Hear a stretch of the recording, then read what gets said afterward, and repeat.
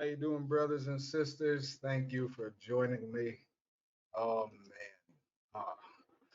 man. As you know, we're going straight into part two when the world flatlines. Um, brothers and sisters, a lot has been going on. I hope you are keeping yourselves sharpened in the word of the Most High. Hope you're keeping yourselves watchful and sober at the same time. Uh, you know, as we drive and push forward through these prophecies and the return of Christ. Uh, with that being said, I'm going to play a clip here, okay? And just do something a little bit different. 1 second. I want y'all, this should be the motto moving forward, brothers and sisters. And no, this is not a sodomite speaking, by the way. Let's start this off with this. If it's negative, I'm busy. If it's draining, I'm busy. If it's a waste of time, I'm busy. Don't call me to waste my time. Don't send me a message to distract me. I don't want to be distracted. I'm focused on my purpose. I want to be aware. I want to be in tune. So many people that's running from their reality and they need to distract themselves. Don't call me for distractions. You know, I'm locked in. I value my time and I value my tomorrow. With that being said, let this be the attitude, brothers and sisters, moving forward. Value your time and value your tomorrow. Someone who is not in tune with the Most High or there's no sign of change for them, I'm not available. I don't have time. You want to be distracted? I am not your distraction. Don't bother me. One more time. If it's negative, I'm busy. If it's draining, I'm busy. If it's a waste of time, I'm busy. Don't call me to waste my time. Don't send me a message to distract me. I don't want to be distracted. I'm focused on my purpose. I want to be aware. I want to be in tune. So many people that's running from their reality and they need to distract themselves. Don't call me for distractions. You know, I'm locked in. I value my time and I value my tomorrow. All right, brothers and sisters. And our tomorrows are not promised.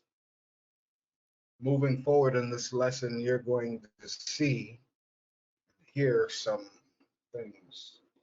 Um, it's probably going to startle a lot of people, not realizing how much prophecy, how deep we're in this. I know there's so many things going on. There's the abortion. There's the guns. There's the IRS. Did anyone see that the IRS is using taxpayer dollars to buy up all the ammunition so citizens can't buy ammunition? We have that.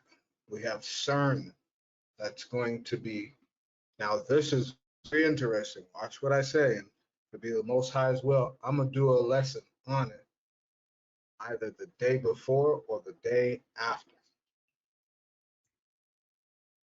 CERN is July 4th and 5th, and they will be doing a live run so the whole world can see,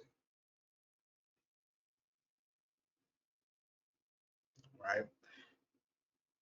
For my new viewers or those who are newly into the truth, CERN is a portal, or you can say atomic particle portal where they try and make God particles, and then they also try and suck out black matter from space so they can harness it and get spiritual entities in the physical realm. That's in Switzerland, in Europe. Okay. It stopped, it was shut down during the lockdowns of COVID. They're about to run it again. And this one's called Run 3. Okay. But I'll keep y'all posted. Like I said in the beginning, I played that video. I don't have time for distractions. You don't have time for distractions.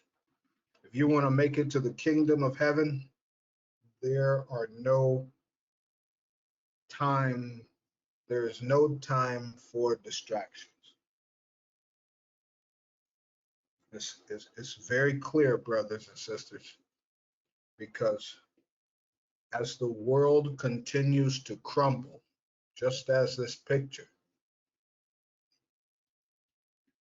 you want to know who was with you before it crumbled.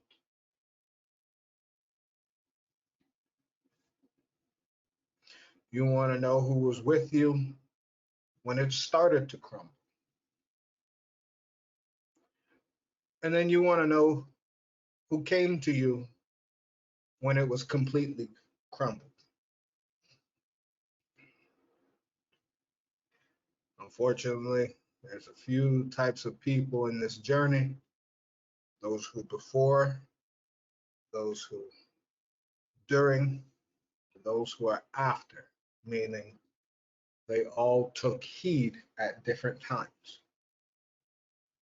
Yes, the prodigal son parable is very important in forgiveness, but the prodigal son prophecy only goes so far, especially right now.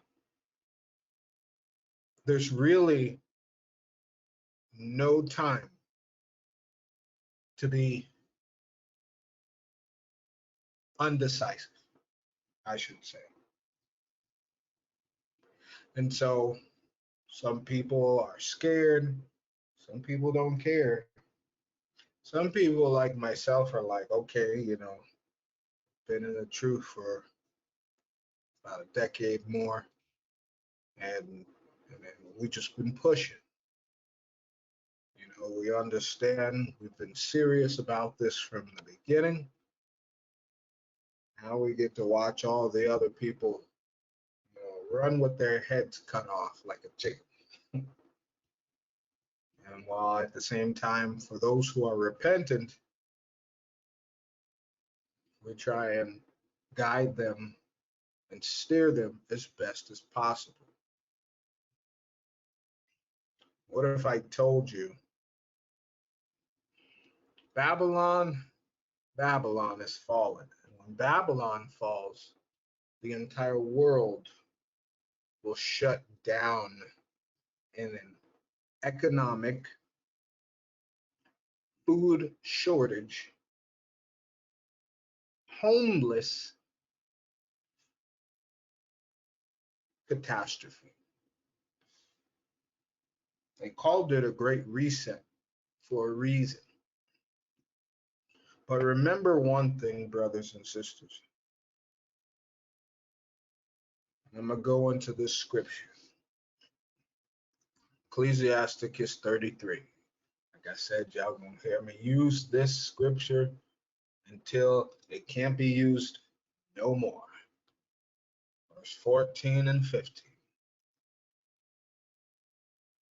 Good is set against evil, life against death.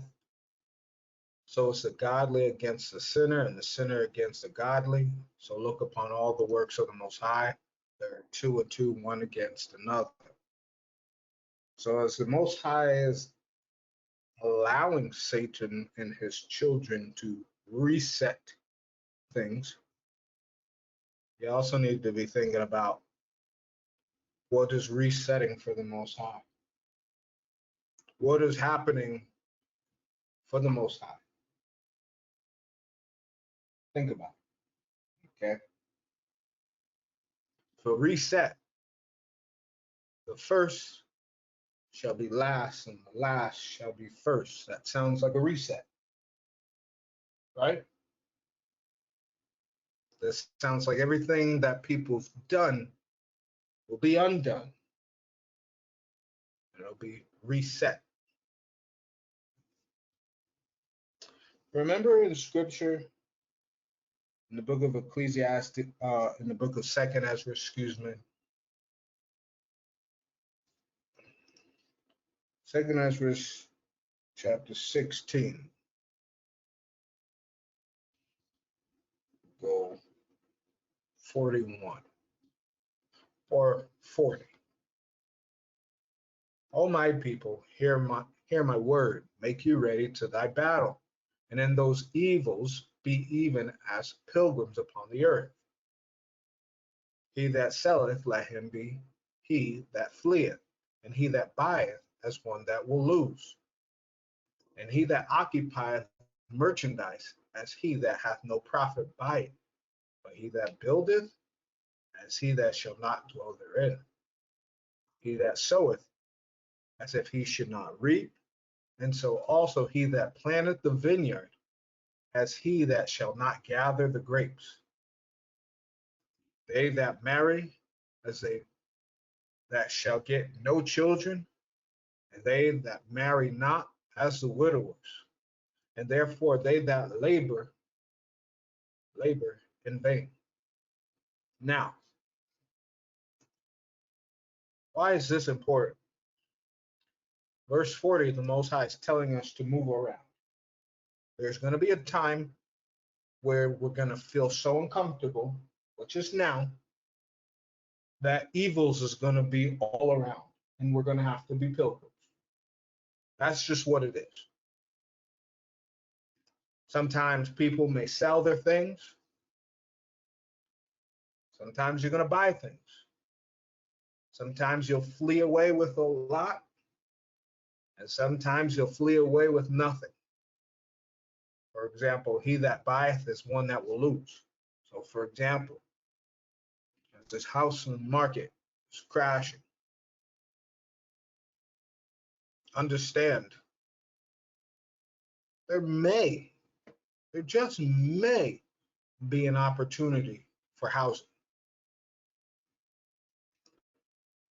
But understand, never get attached to something to the point where you not only lose that home, but you lose your life with it. You understand?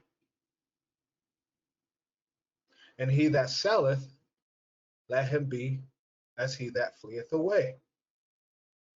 He that occupieth merchandise, as he that hath no profit by it, meaning purchasing things. So, for example, you're buying TVs and people buying iPads and iWatches and all these kinds of things. What time do you really have to use this? You don't have much. Why? Because of the state of the world. It's not you, brothers and sisters. It's the state of the world, and things have changed. And things are rapidly changing. This is why the Most High said in verse 45, and therefore they that labor, labor in vain, meaning you're working for nothing. Eventually, it's going to stop. You're saving for nothing. It's all going to come to an end. This is why I shared that video. And when I share these other videos, you're going to say, I understand now. Because when many people lose their jobs and their homes, they're going to have their first trial that they've ever had in real life. And they're going to have to decide God or man. I mean, even look at what is happening with the abortion. They're creating, did you see what they did with the immigrants first? They called it sanctuary cities, right? for immigration. Yes? Do you not see that they're doing the same exact thing for abortion? They're making sanctuary states, sanctuary cities where you can be safe to kill. Do you not see why the Most High said, move around as a pilgrim? Because if you're a child of the Most High in one of these areas, wickedness is about to get crazy. Wickedness is about to get crazy. And brothers and sisters, if they were threatening to kill the Supreme Court justices, threatening to kill the government officials, what did the Most High just say? What did the Most High say in Second Ezra chapter 14, or excuse me, chapter 15? What did he say?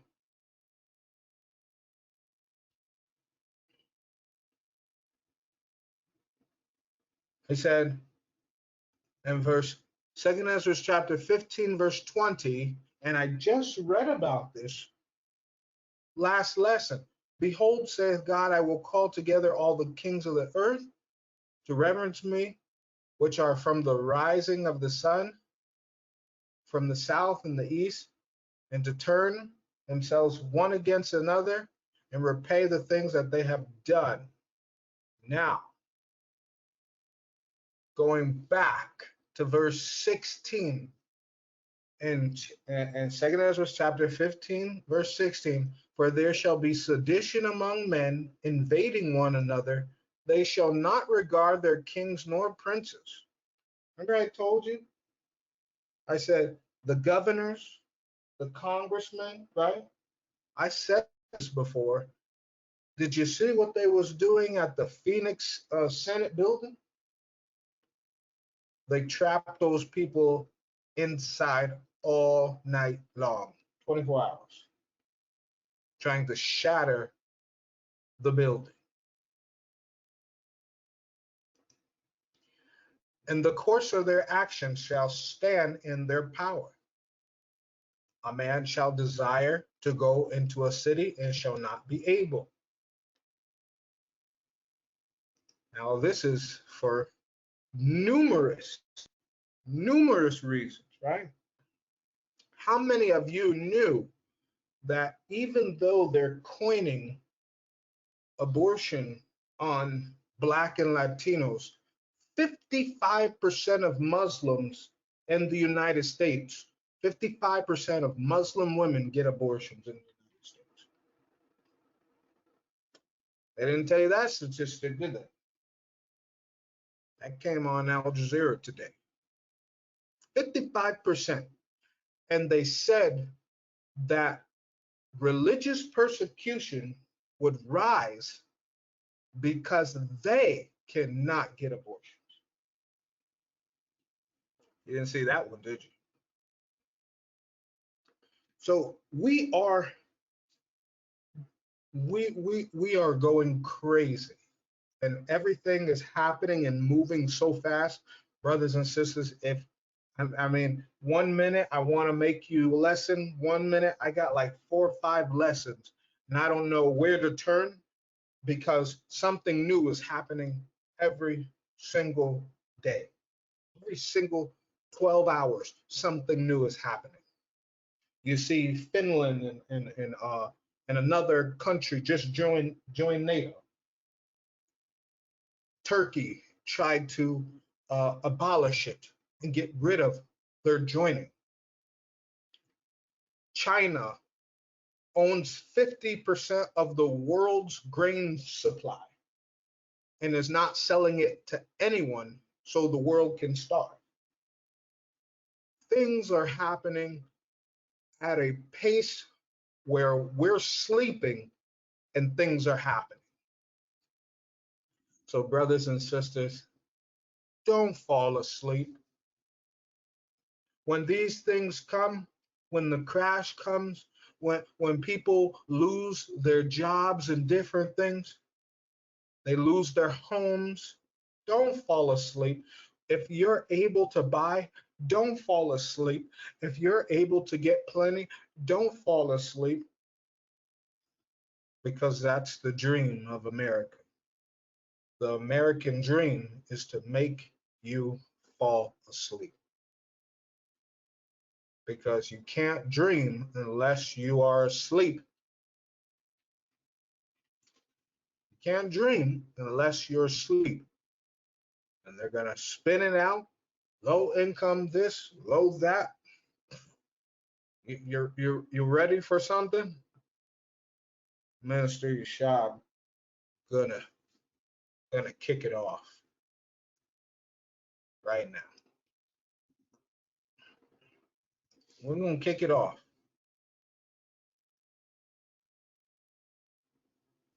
right from where we left off.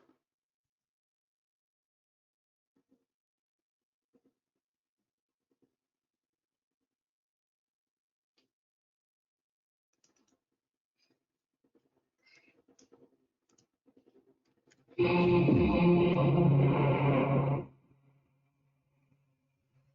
labor market shark is looming. Cracks are appearing everywhere in the U.S. labor market. Companies are now looking to curb hiring, and many started announcing mass layoffs last week amid falling profit margins as the U.S. economy begins to march towards a historic recession. With economic conditions deteriorating at a stunning pace, inflation still hot, and the housing market standing on its last legs, the last pillar holding up the U.S. economy, the labor market, has just hit a brick wall. And experts say it's all downhill from here. Americans should brace for a new wave of layoffs this summer that could wipe out over 1 million jobs and result in significantly lower wages as businesses struggle to stay afloat in face of slower growth. Did you hear that? 1 million jobs. Now, we've got a lot to cover today, but before moving on, please don't forget to leave a thumbs up and subscribe to our channel so you don't miss our future videos. Remarkable shifts are occurring in the U.S. labor market. Last week, the number of Americans filing new claims for unemployment benefits unexpectedly rose, hitting a 4-month high and signaling a major drop in demand for workers amid tightening financial conditions. Jobless claims increased by 21,000 to 218,000. And according to the Bureau of Labor Statistics, the number of people receiving benefits increased to 1.3 million, while the number of employees who quit their jobs in April also hit a new record, rising above 4.5 million. 4.5 million people quit their jobs. Let that say something. Now, for everyone who may know someone, or if someone is on assistance, that's about to go bye-bye. I could already tell you now. It's called the Great Reset. And watch these videos. Continuing. Other real-time indicators, such as Ravello's measure of total job postings, plunged by 22.5%, marking the biggest change on record, further demonstrating that the job market has started to crater. On Thursday, earnings reports were finally released and showed corporate profits falling across the board in the first quarter. Now, economists are warning that the historic profit margin crunch and declining share prices are about to force more and more companies to pause hiring and start laying off workers. A separate report from the Commerce Department pointed out that corporate profits from current production fell at a $66.4 billion, or 2.3% rate, in the first quarter, the first drop in nearly 2 years. After-tax profits dropped at a 4.3% rate after rising at only a 0.2% pace in the fourth quarter. The decline was seen in each and every sector, including financial and non-financial corporations, as well as overseas operations. Commenting on the impending surge in layoffs, Piper Sandler's chief economist, Nancy Lazar, says that right sizing means that lots more layoffs are coming, and adds that many companies overhired and overpaid during the health crisis. Lazar also highlighted that the stay at home bubble was a bubble and not a new paradigm of goods consumption. So the point, brothers and sisters, was to get everyone to stay home, to get comfortable. And then when you need to go back to work, you feel uncomfortable. So you stay home. And then if no one's in these businesses and you're working from home, they're losing money. And so now they're going to start, huh, they're going to come back. They're going to come back to reap what they sowed, so to speak. They sowed you staying at home. They gave you extra money. Now they're going to say, you should have enjoyed it. It's over. They said they called it the stay at home bubble. For example, this housing market, they call it the housing bubble. When the bubble bursts, it no longer is there. If a bubble has something in it and it bursts, all of it falls and crumbles. So all those stay at homes, all those YouTubers, all of that ain't gonna work no more. That's over with. Means that a right sizing cycle is going to accelerate with weaker growth in jobs and wages. Piper Sandler economists warned in a recent note that this summer is going to be a turbulent one for American workers. We could see 1 million layoffs or more, as many good sectors that benefited from the health crisis now realize they added too much capacity. Look at that. They added too many people. So now they got to get rid of them. Underlining that low income workers are now most at risk of layoffs. You hear that? Low income workers. And I'm sorry because most of the children of Israel, we are low income workers, families, right? This is the part where it gets hard because low income workers means a high school diploma. That's what it means. If you got some kind of certification, if you got some kind of degree, associates, bachelor's, master's, you may be good. And then for those of you who have the master's, I would expect the work to be even harder. Do you know why? Because if they hire someone with a master's, they're going to make a lot more money than a person with a bachelor's. But they're also going to require you to do work if you have a master's, because what? They're not going to hire as many associate and bachelor workers because they can get the work out of you and they're paying you. So it's going to come where when you see these jobs laying off, that means they have to save their money.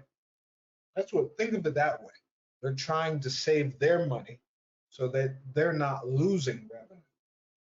So are they going to, and this is where it gets hard, this is where the overqualified also suffer as well, or the underqualified. But all in all, our brothers and sisters who are the low income workers, landscaping, fast restaurants, retail, customer service, they're coming for all low income. Now watch how they did this, brothers and sisters. Who was a low income worker? Those were the people I told you about. Now, what happens when you raise interest rate and the cost of living? Now, the low income work numbers become greater because the people who were living good now fall under the bracket of barely surviving, right? Because you've seen in with the children of Israel, our families are usually working two and three and sometimes four jobs, just one person alone. So what happens now when in some areas where that certification or that degree does it put you above the interest rate? You also become a low income worker as well. Job holders to see much slower wage growth. Of course, the US labor market doesn't need to go into all out cardiac arrest for a crisis to begin. A sharp drop in wage growth should do it, zero hedge experts added. After handing out hefty salary increases over the past year, companies are now becoming more cautious with their cash, over concern further big payouts will eat into profits. See that? Recent surveys staffing I told you these layoffs that are getting ready to happen this summer. You better tell them people to enjoy that 4th of July because these layoffs that happen, it's because they are those companies, they're thinking about their pockets. They're not thinking about you having children. They're not thinking about you taking care of your family. They're not thinking about you taking care of the elderly or the sick. They're thinking about themselves. And so, once again, this is going to plummet everything underneath, everything. and business owners have been demonstrating that a major shift in market sentiment is already underway. According to a Bloomberg report published on Friday, executives are getting increasingly desperate in face of an environment of plummeting stocks, soaring inflation, and higher labor costs. We've reached a level of wage inflation where employers are going to say, I've done as much as I can, said Jonas Price, Chief Executive Officer of Manpower Grouping, in an interview with Bloomberg. My consumers and customers aren't going to accept me passing those costs on any further, so we need to start to mitigate them. On the same note, Burning Glass Institute chief economist Gad Levanon explained the U.S. is transitioning from a pandemic driven job market where many Americans weren't actively seeking work due to fears of the virus and related issues to one that is more traditionally tight because unemployment is low. Every company still needs people, but they don't need hundreds of people, argued Tom Gimble, Chief Executive Officer of employment agency LaSalle Network. Now, this is going to be crazy. I'm going to tell you, brothers and sisters, this world or Babylon as we know it is about to flip upside down in the craziest way this summer. Hear me out. Of all the things that people could protest, they're protesting to abort children, not interest rates, not the cost of living, not increases for their salary, but abortion, right? Now, hear me out. Some of these states are shutting down their abortion clinics. And for example, what was I just got on the news? Mississippi has outlawed abortion, and they're sending all their abortion clinic and their employees free of charge to go and move to New Mexico where abortion is legal. So while the other people in New Mexico may be suffering to get jobs, you're saying as long as you kill children, we're going to give you a job. Remember, I told you they're creating safe havens. They did this for immigration. I, I have nothing against people coming from different countries or different nations. However, I'm just telling you the details. They made immigration cities where they call them sanctuary cities, where they can vote, they don't have to pay taxes, and they give them a free job before the people who already been living there. And they give them a free of charge home. I said home, not apartment. Home. They did it with the Afghanis. They do it with some of the immigrants. Okay, they put them up. I saw the documentary. Sometimes they put them in New York. Sometimes they put them in Boston. Sometimes they put them like in Minnesota. Okay, different places, Houston. They put them in these places and set them up. Give them, I think they gave them $20,000 cash. Mind you, it's not getting taxed while you're suffering. And we also have in Babylon a border crisis, right? They say what? I think it was like 40 to 50,000 people are crossing the border every day. Every day. That is wild.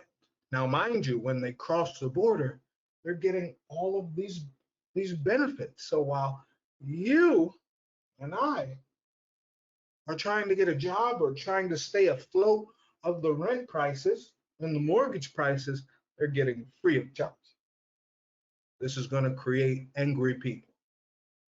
This is this is going to, and then it's going to create angry people where you have their tax dollars popping up an abortion clinic and moving to another place.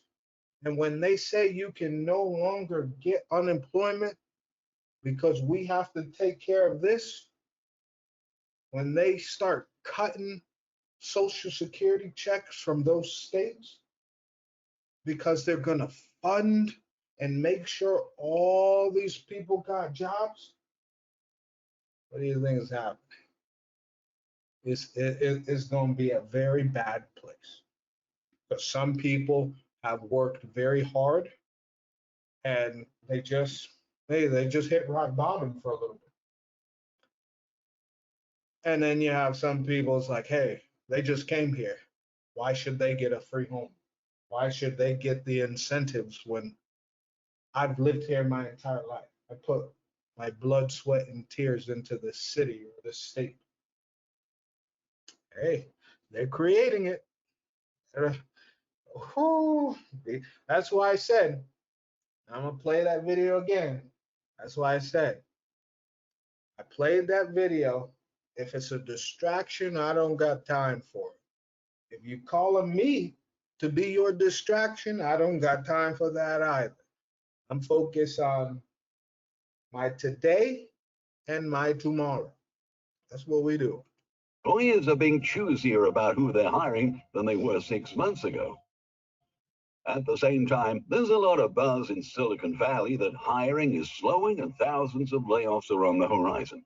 At least 107 tech companies have laid off employees since the start of the year, according to layoffs.fyi, which Now that's May.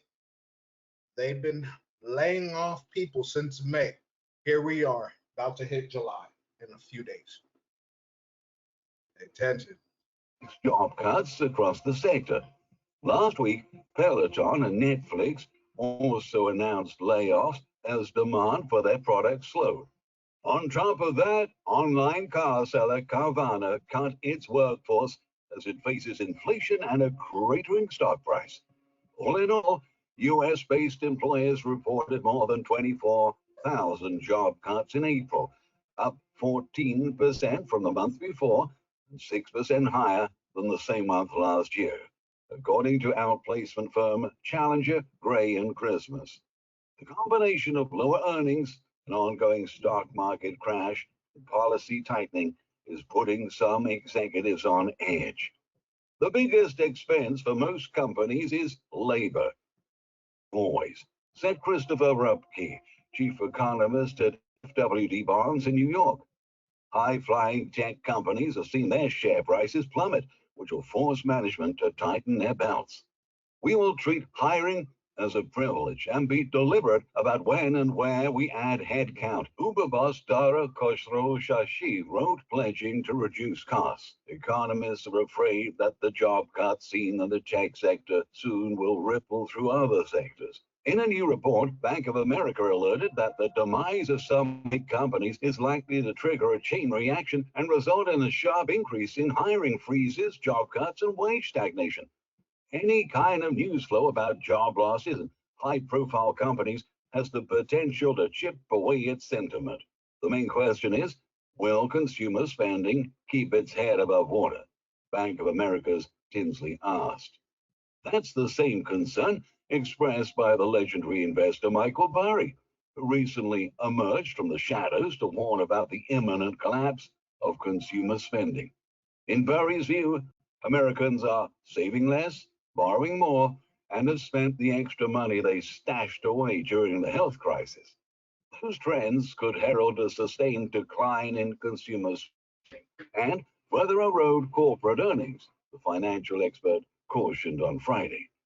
U.S. personal savings fell to 2013 levels, the savings rate to 2008 levels, while revolving credit card debt grew at a record-setting pace despite all those trillions of cash dropped in consumers' laps. He tweeted, looming, a consumer recession and more earnings trouble. Skyrocketing costs of food, gas, and housing are undoubtedly hurting Americans as inflation continues to squeeze consumers and leave them with less disposable income. That's to say, if people are taking on more debt and their savings funds are dwindling, they're likely to cut back on their spending, weakening economic growth and hurting companies' bottom lines. At this point, financial and economic experts, employers, job seekers, investors, and consumers are looking for signals on the economy's direction, but all they can find are emerging divisions in the labor market.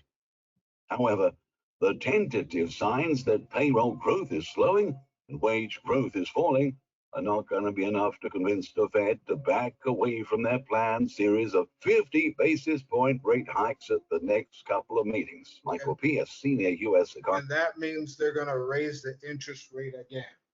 And I said it. I think I shared a video with you guys in July, around July 13th. They're going to hike up the interest again.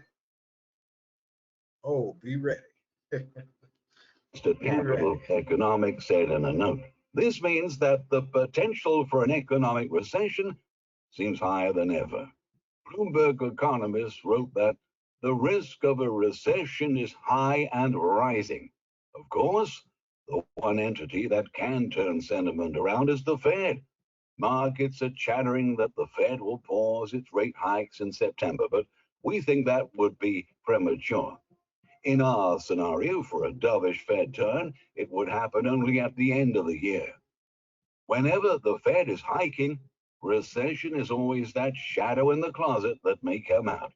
There is always the probability of recession, stressed ADP chief economist Nella Richardson. A French ADP survey found that only 20% of U.S. workers feel that their job is secure right now. Workers have experienced a tremendous amount of upheaval. The changes are both seismic and persistent. The real thing to focus on today is inflation, Richardson said. What inflation does is it erodes the value of workers' paychecks.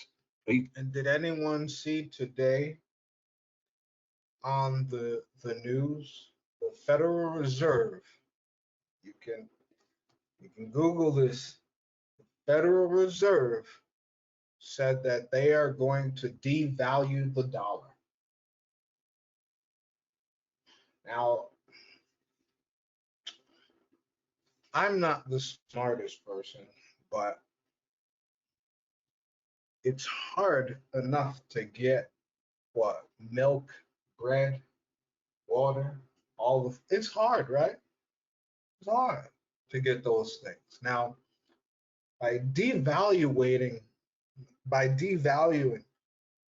the dollar and then continuing to raise the interest, this is where it gets scary, because now bread may cost $3 and $4 because the value of $1 will go down.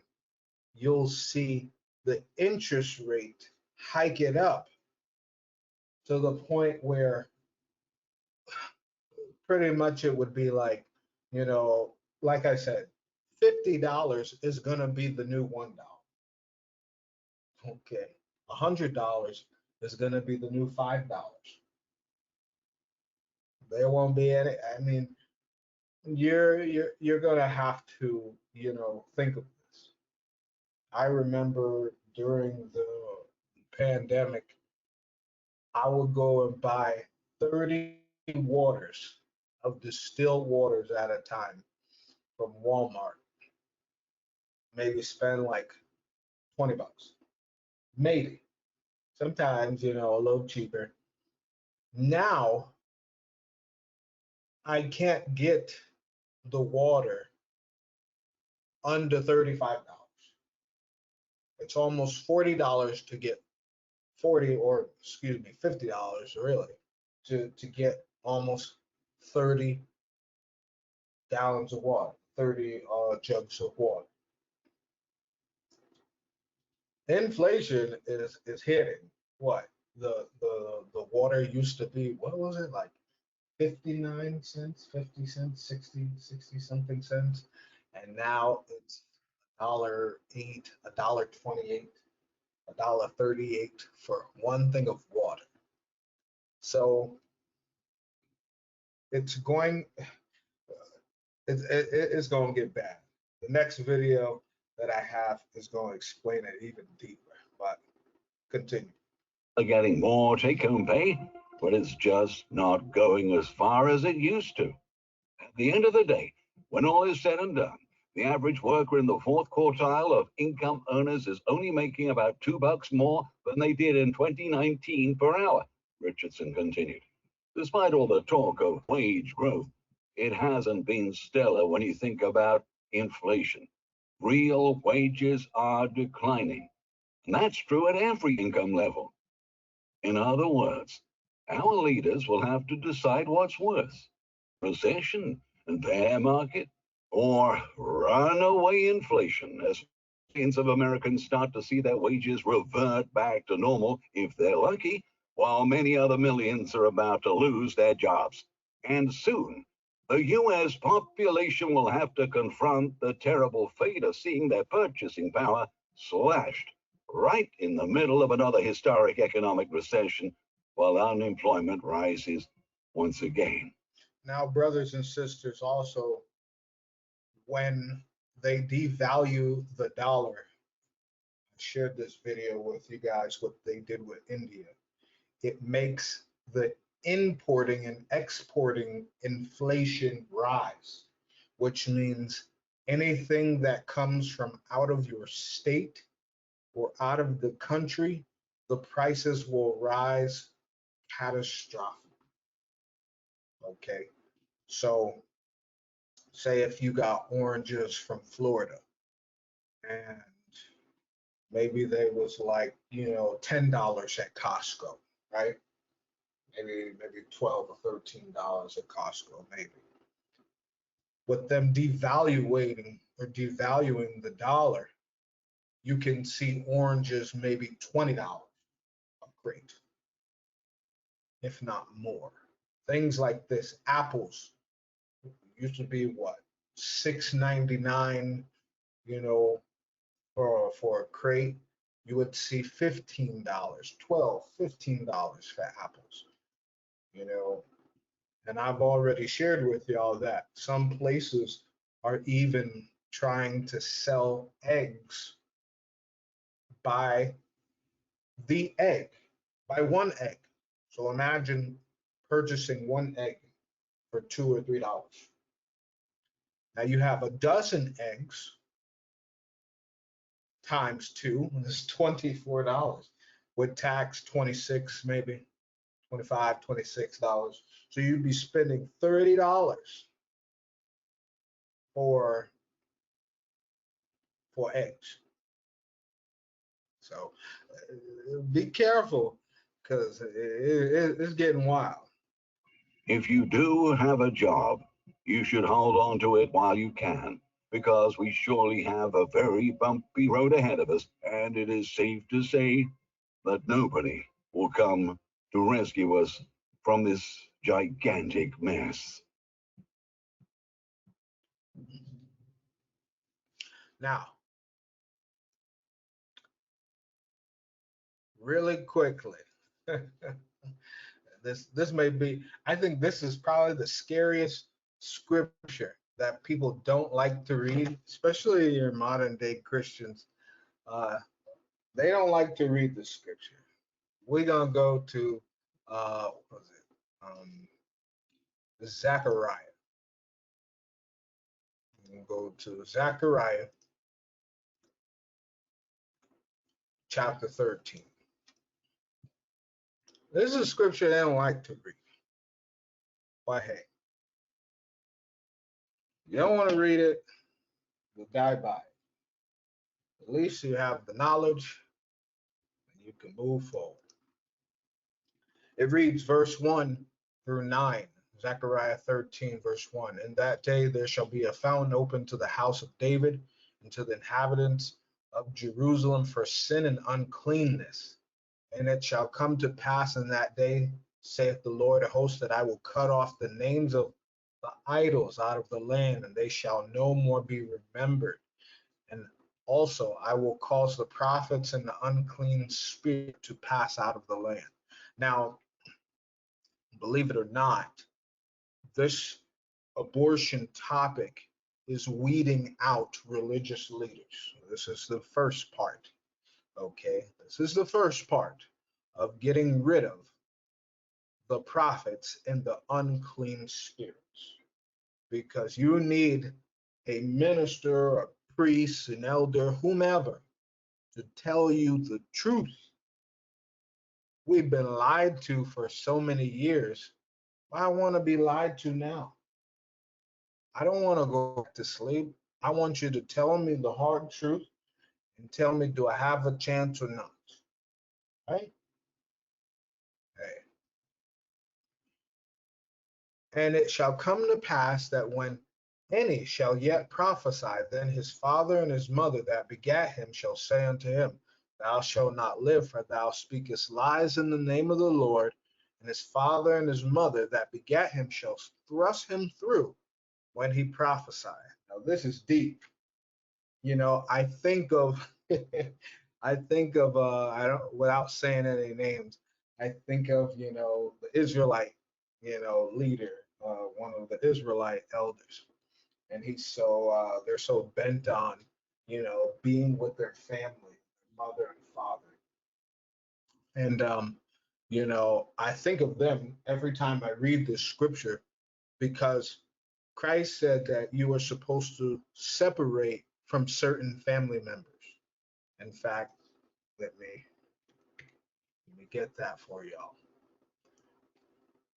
As you can see, he said in Matthew 10 and 34, think not that I am come to send peace on earth. That's the second time right now. I came not to send peace, but a sword. For I am come to set a man at variance against his father. So son against the father, and the daughter against the mother, and the daughter-in-law against her mother-in-law. And a man's foes shall be though they of his own household. Now, I don't care what anyone says. I've seen like the Judah community, what we would call our African American brothers and sisters, at least in Babylon. They've been saying that we need to be like the other nations and get in homes and be as a family once again and suffer. If this prophecy wasn't true, that would be a great idea. But what this tells me here is that the first deaths are going to start from within families. For those of you who don't know, variant means anger. It means to cut apart, to make apart, to alienate. Christ said, I'm setting people apart from their family.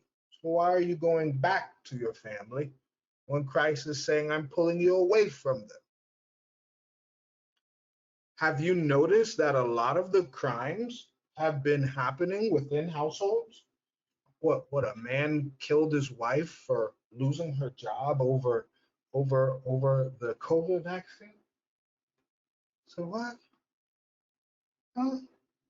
I mean, he killed his two children too. Like, do you see all the crimes happening against families? They they they uh they what was it? The mother and the father poured feces on their child and then lit them on fire and put them in the couch in Louisiana. Do you see what's happening? Don't turn the blind eye because just because they smile at you doesn't mean there's not a knife behind their back. And this is what Christ said. You know, it's so funny, right? Because if you look up in this subject section, right, I'm just going to type something and it won't be able to go in the black area. But just take a look. It said, I'm going to type family over everything. And this is a term that you hear, right? Family over everything spells foe. Every time someone says family over everything, I think of foes. Why do I think that? Because most people in families don't love each other. They actually hate you. It's the truth. Maybe a lot of people don't like to say it, but it's the truth. I've said this, and I will continue to say this as my testimony. I'm 32 years old, and I've never been treated so good until I went to Africa. I mean, people gave me their their whole entire home free of charge. They gave me the best of food free of charge. They drove me around the city and the countries free of charge. They paid for everything that my wife and I needed free of charge. They didn't even know who we were free of charge. All they just said was one thing: we can tell that you serve God. They didn't care that we weren't Seventh-day Adventists and they were. They even brought us to their churches to, to do Bible studies and give our words and our expertise of the Bible. And now you do that here in Babylon. Oh, I don't like you. I've been in my Bible group for years, and everybody got an opinion, but no one wants to hear the facts of God's word. This is what I say. That's why I say I had followers from nations and people I had no idea before my even family listened to. Hey, I, I was telling family members in Texas, I said, hey, even just because I'm homeless doesn't mean God isn't real. Just because you see me eating in my car doesn't mean that God isn't real. I understand that he says that everyone has their time when they're at a low estate. So that was my time because he said, what? Low estate. Whatsoever is brought upon thee, take cheerfully and be patient when thou art changed to a low estate. Okay? Just like there's been family members who have passed away and I've been made aware of. even years ago, one of my favorite cousins, my god cousins, he was murdered in Puerto Rico. Okay. I said, "Oh, you can come to the funeral? I'm a Nazarite. You can come to the funeral? I'm a Nazarite. You can come to the funeral? I'm a Nazarite. I don't care what you got to say. Are you going to show some respect? Let me break it down." And I said it like this: a Nazarite doesn't go around dead bodies. And in the scripture, it says Nazarites aren't even supposed to go around their mother and father who's dead, which means if my mother and father died, you wouldn't see me there. I'm serious about this Bible. I'm serious about getting into the kingdom of heaven.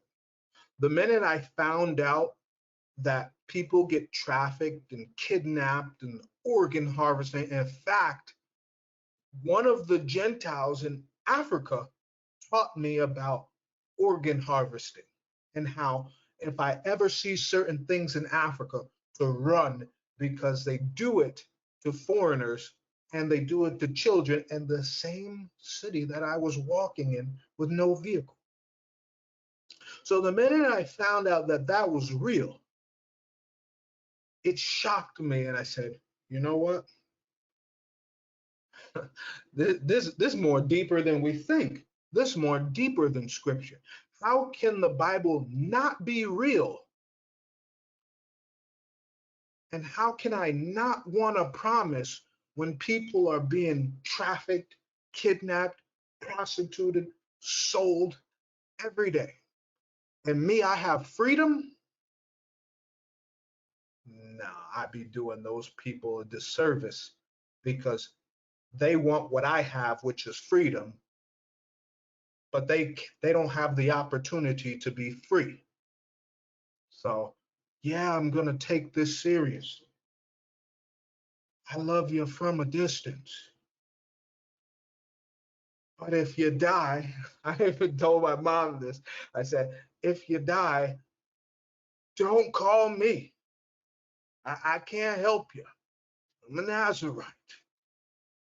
You best put someone else in there for them to bury you because I couldn't do nothing.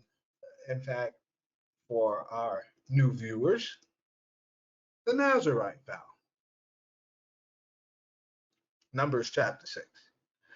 And the Lord spake unto Moses, saying, Speak unto the children of Israel, and say unto them, When either a man or a woman shall separate themselves to vow a vow of a Nazarite, to separate themselves unto the Lord, he shall separate himself from wine and strong drink, and shall drink no vinegar of wine, or vinegar of strong drink, neither shall he drink any liquor of grapes, nor eat moist grapes or dried. All the days of his separation he shall eat nothing that is made of the vine tree, from the kernels even to the husk. All the days of the vow of his separation there shall no razor come upon his head, until the days be fulfilled, in the which he separated himself unto the Lord. He shall be holy, and shall let the locks of his hair of his head grow. And all the days that he separated himself unto the Lord, he shall come at no dead body. For he shall not make himself unclean for his father or for his mother, for his brother or for his sister when they die, because the consecration of his God is upon his head. So when people say, oh, you're that serious? I'm that serious. I'm that serious. Well, pay attention. Going in back into how does this all tie into Zechariah 13? All the lies, all the evil, all the idolatry, because people idolize their family. This is what Christ was saying when he says, what? He said, and Matthew, really quickly, Matthew 10 and 37, he that loveth father or mother more than me is not worthy of me. And he that loveth son or daughter more than me is not worthy of me.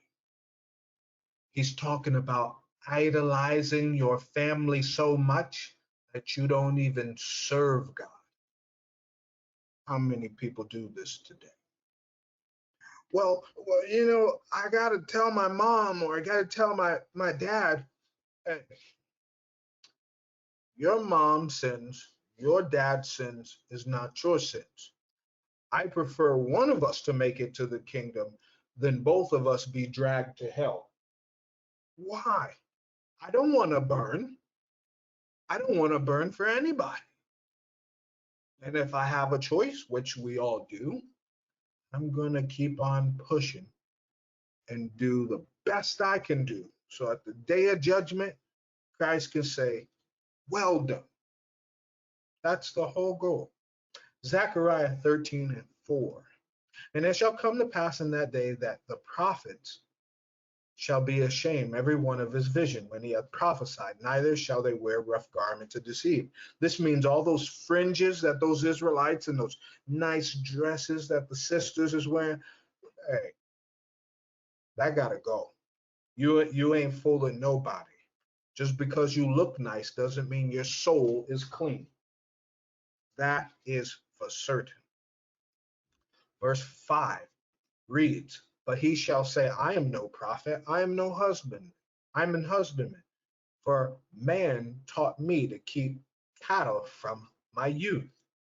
And one shall say unto him, what are these wounds in thy hands? Then he shall answer, those with which I was wounded in the house of my friends. Why? Because people beat him. Because he was a liar. Sitting up there saying he's an elder or a priest or a minister. Most High gonna make those people whoop their behinds. They're playing around.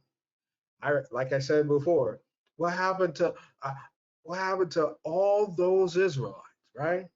Who sat there and said, "We need a passport." Your pastor, your minister, your elders told you you need a passport. They all bought all their passports, and now they can't go nowhere. That's a false prophet.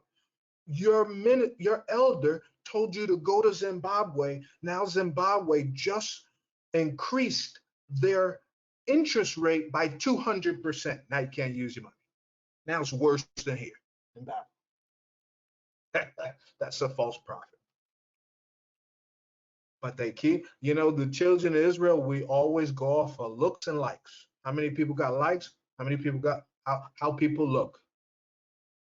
It's foolish. You're gonna die by that. People are gonna die by that.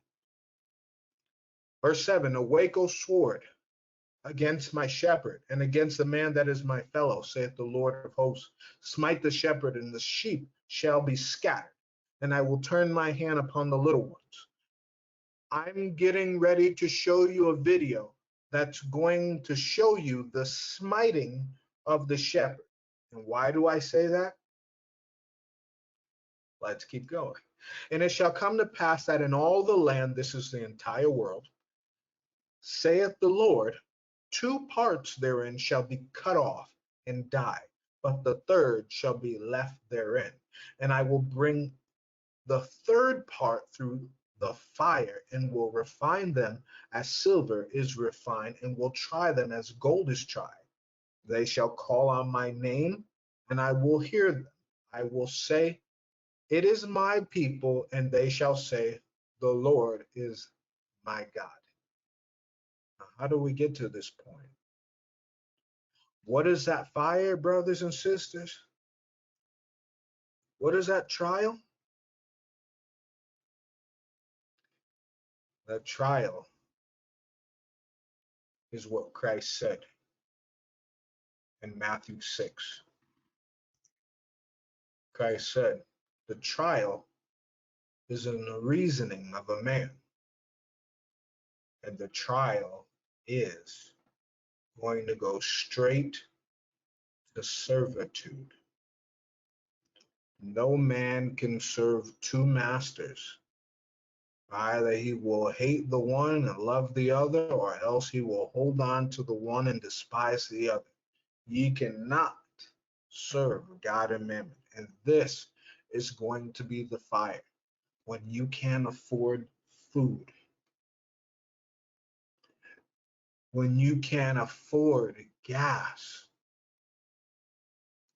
the Most High is going to say, do I have your attention now? That's what he's going to say to people. Do I have your attention now? How many people sitting there getting ready to do 4th of July? I'm, and look what they did. They are releasing an opening CERN on the 4th of July. Our people are so dumbfounded, they don't even know what that is. Come on. They don't know what it is. But hey, how do we get to the purging, the cutting off, the Most High putting them through the fire? You do this. You destroy everything. Excuse me. You destroy everything and see when it comes down to the fine thread, who will be standing tall to say, Most High, I am still here and encouraged to serve you. Watch this.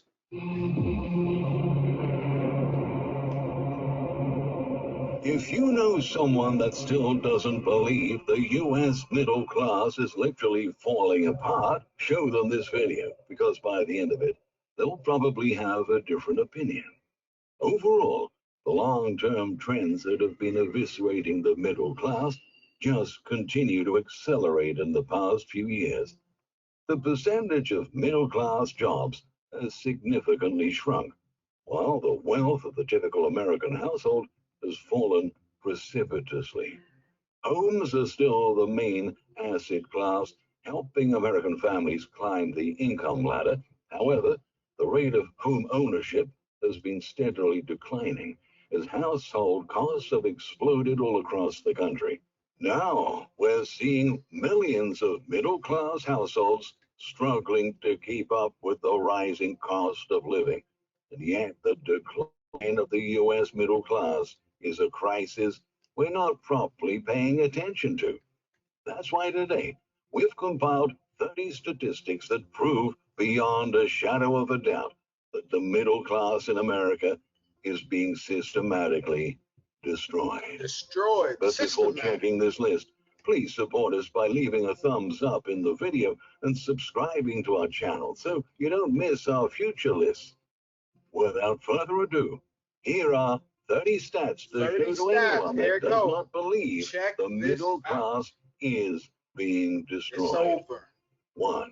Now, According to a recent Gallup poll, between May 2021 and May 2022, there was a 10% decline in the number of middle class Americans who rated their financial situation as good or now look at this. Lower income are those living in households with less than $40,000. Middle income are those living with an annual of 40 to 100,000. And the upper are those living in the 100,000 or more. Houston, we have a problem. Look at these numbers. Lower income 30, middle income 55. All these are dropping. 41, 22. Do you see this? Look at these numbers drop. Personal financial situation 50 in 2021, 2022, 28, 48 to 39. Upper income 63 to 45. everyone who is not with the Most High is going to fall. And like I said, the Most High is looking to see who will stand tall for him through all of Satisfactory. 2. A report released by Wells Fargo highlighted that middle income Americans are especially feeling the negative impact of rising living expenses over the past year. In January, the bank noted that middle class consumers are feeling the biggest squeeze, with inflation half a point higher than those at both the highest and lowest ends of the income spectrum. 3. The report also pointed out that 40% of middle class Americans said they are very or moderately worried about not having enough money to pay monthly bills.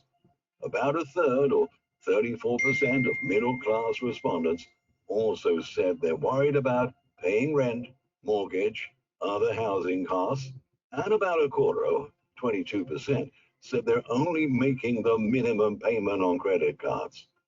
4. In May, 11.1% of middle class Americans said they're likely to miss at least one debt payment over the next 3 months, Federal Reserve data showed. Look at that. They missing payments now. Of course you're going to miss payments. You want to feed your children. You want to feed your family. You want to make sure your lights stay on. Okay? You want to make sure your electric stay on.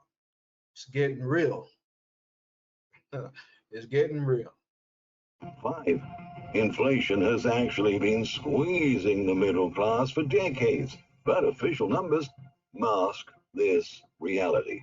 For instance, everyday expenses for middle and low income families rose 40% beyond what the consumer price index would indicate, more than wiping out a middle income worker's gains. 6. Another example of this is that between 2001 and 2020, rents shot up by 150%. At the same time, the official measure of housing costs only grew by a mere 54%. 7. As housing prices soar, middle class households with median annual incomes of $100,000 can only purchase homes in 36% of the country's markets whose value is below $428,700. And that's assuming they already have a 20% down payment on hand. This also means that the middle class is now locked out of 64% of housing markets, Black Knight data shows. 64% of the nation. Hey, is locked out of housing. And with the rent prices going up, I told you we was going to see an apocalyptic scenario, and it's here. That's why I say, hey, them people want to sit there and celebrate these last holidays.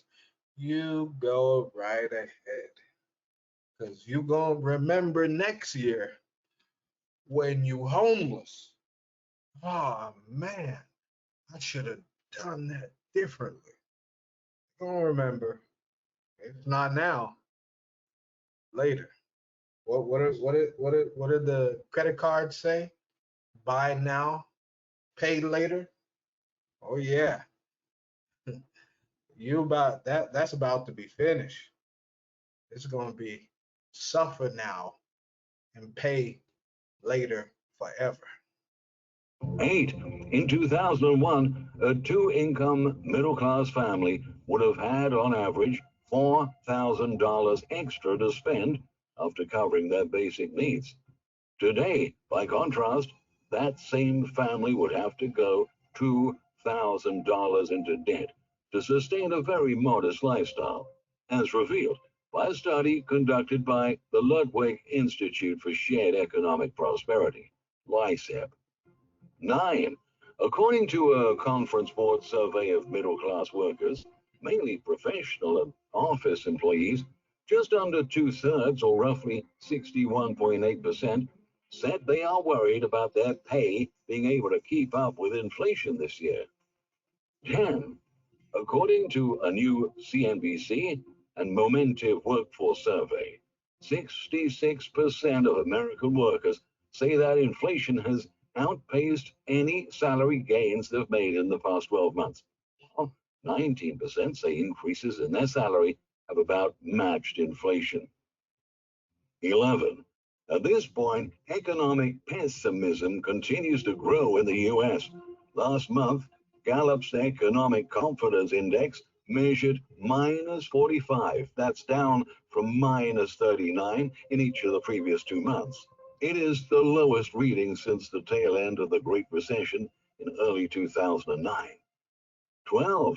On the same note, 38% of middle-class workers said they're worse off financially in April 2022 compared to. Look at these numbers, y'all. From March to April to May. 2% said they feeling great. 13% said they doing good. And 40% says, hey, ain't doing so hot. About 50% of the people say, hey, we hurting here. We hurting. The people think 77% of people believe that things are only going to get worse. And 20% of people only think that things are going to get better. We are here. Same time last year, marking a 6.5% increase. 13. The rising cost of living seems to be the main reason why middle-class workers are feeling financially worse off, the survey highlighted. About a third, or 35% of those feeling financially worse off than a year ago, said this is because of rising prices. 14. Right now, 28% of American workers say they are not well paid, an all-time high, according to a survey published by CNBC. 15. And about 39% of U.S. workers say they have seriously considered quitting their jobs in the past 3 months. That is the highest level on record and up 6% from last November. 16. 93% of respondents to a May survey by Pew Research felt inflation was a very big problem for the country in 2022. 17. The skyrocketing prices of fuel, food, housing, and other necessities are extremely disconcerting to Americans who live paycheck to paycheck. Look at that, 64%. 64. Hey, don't let these people believe that they got it. They hurt. So what is that? We're going to round it up. About 7 out of 10 people you see is hurting. 7 out of 10. Now, hey, remember what he said. He was going to hit those 2/3, right? Remember what he said. He's going to hit them and put them in the fire. And the fire is for all those who have never walked with the Most High, who've never been in trials and tribulations, so you can burn out those discrepancies spiritually, mentally, even physically, and emotionally. Because when you ain't got nothing, it's time to go back to the Most High. It's time to go back. When you got nothing, that's true. When you got nothing, 2 things gonna happen. Either you're gonna kill somebody for it, or you're gonna go to the Most High. So many people, I remember even in those Israelite communities, they talking about barter, right? They talk about, oh, everyone got everything, so we can barter. Now, this is how you know people watch too many movies. Now, you saw Purge. How many people bartered? You saw Walking Dead. How many people bartered? You saw Fear the Walking Dead. How many people bartered? You tell me.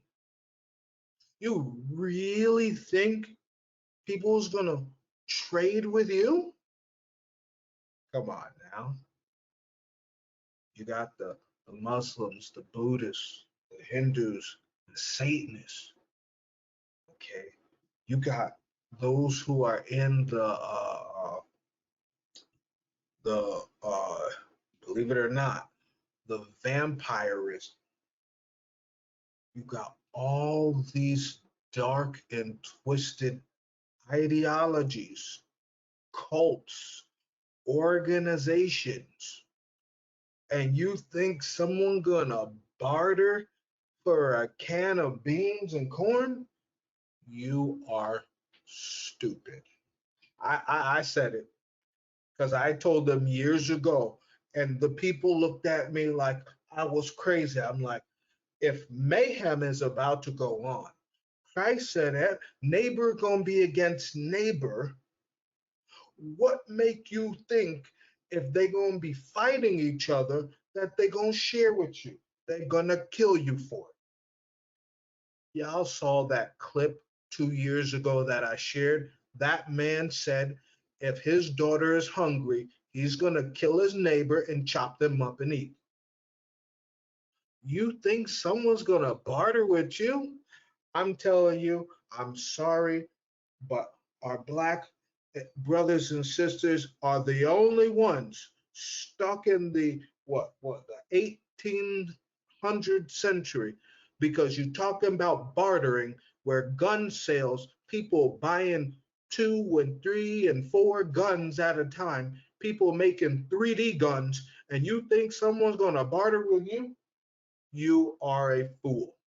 And anyone who tell you you can barter, they a fool too, and they setting you up for failure. They setting you up to die.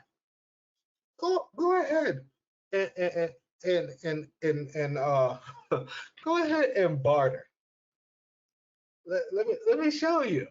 Let me show you what the Most High says. I think it's in Jeremiah. Let me show you, because what was it? Jeremiah. What was that? Let me get it real quick. Open up my scriptures.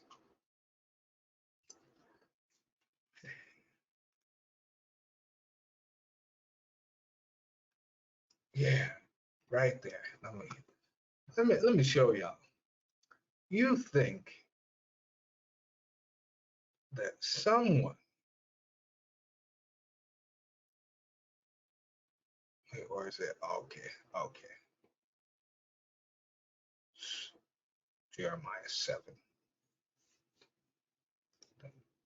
Oh, Ezekiel. See, I apologize, y'all. You think that, where is it? It says in verse Ezekiel 7 and 19, they shall cast their silver in the streets and their gold be removed, and their silver and their gold shall not be able to shall deliver them in the day of wrath of the Lord. They shall not satisfy their souls, neither fill their bowels, because it is a stumbling block of iniquity. So you mean to tell me you think that people is gonna barter with you when there ain't nothing?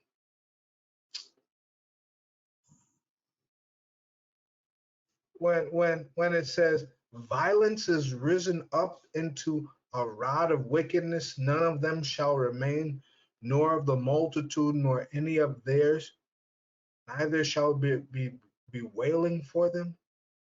You think someone's gonna barter with you? You know, for myself, because I do teach properly, I get upset I get upset because it's not fear, because people really believe this stuff. They believe that when these people lie to them, it's like our people love to what? They love to hear lies, just as the Most High said. Just as it said. It says in Zephaniah 1 and 13, therefore their goods shall become a booty, and their houses a desolation. They shall also build houses, but not inhabit them, and they shall plant vineyards, but not drink the wine thereof. And I be telling people, you talking about a garden. Don't talk to me about that. You're going to die. It's just as simple as that. I'm I, I'm fixated on finding the scripture for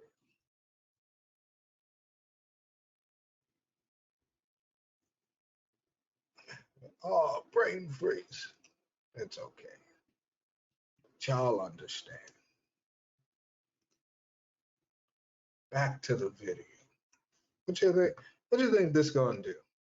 All of this is gonna create gimme, gimme, gimme. And think about this, right? Did anyone see the news article uh, yesterday? A man killed a man at a Wendy's because he asked him to buy him chicken nuggets and the man said no, so he shot his brains out. Whoa, wait. What about in Subway where the woman who had her child, the single mother who had her child with her on her shift, put too much mayo on a man's sandwich and he blew her brains off right in front of her child. You gonna barter? Hey, hey, don't talk to me about nobody. You go and take that over there. Because anyone telling you that they ready to barter, they ain't ready for the battle. He said a battle. Second Ezra 16 and 40. He said, prepare, O my people, for the battle. That's not a battle. That's not a battle. You living in a dream world, a movie set, because ain't no one finna barter. I'm gonna tell you right now. Recent wage gains, 64% of the entire population was living paycheck to paycheck in March, meaning that over two-thirds of Americans reportedly said they had little or nothing left at the end of the month after expenses, according to a Lending Club survey. 18. Even rich people are living paycheck to paycheck. Lending Club reported that more than one-third, or 36% of paycheck to paycheck consumers in the US earn at least $250,000 a year, suggesting that inflation is affecting how Americans of all incomes levels handle their budgets. 19. According to the National Institute on Retirement Security, 62% of middle class Americans are worried about not having enough for retirement. Look at those numbers now. 19. Check According this to the out. National Oh, those numbers is getting higher in percentage. Not having enough to pay normal monthly bills, 40%. Maintaining standard of living you enjoy, 52%. Paying rent, mortgage, and other housing costs, 35%. Making minimum payments on credit cards, 22%. Not having enough money for retirement, 63%. Paying medical costs for normal health care, 43%. Paying medical costs for serious illness or accident, 56%. Paying for your children's college, well, we already know that's finished, 36%. It's literally finished, y'all. It's finished. Institute Hold on on. Retirement Security, 62% of middle-class Americans are worried about not having enough for retirement. Tyler Bond, the Institute's research manager, said that the U.S. can no longer afford retirement.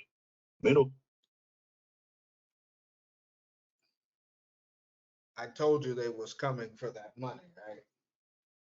So if they can't afford retirement and they taking out retirement, and some people have a retirement, where do you think that money is going? It's going bye-bye. Right, listen, I try to tell them it's going bye-bye.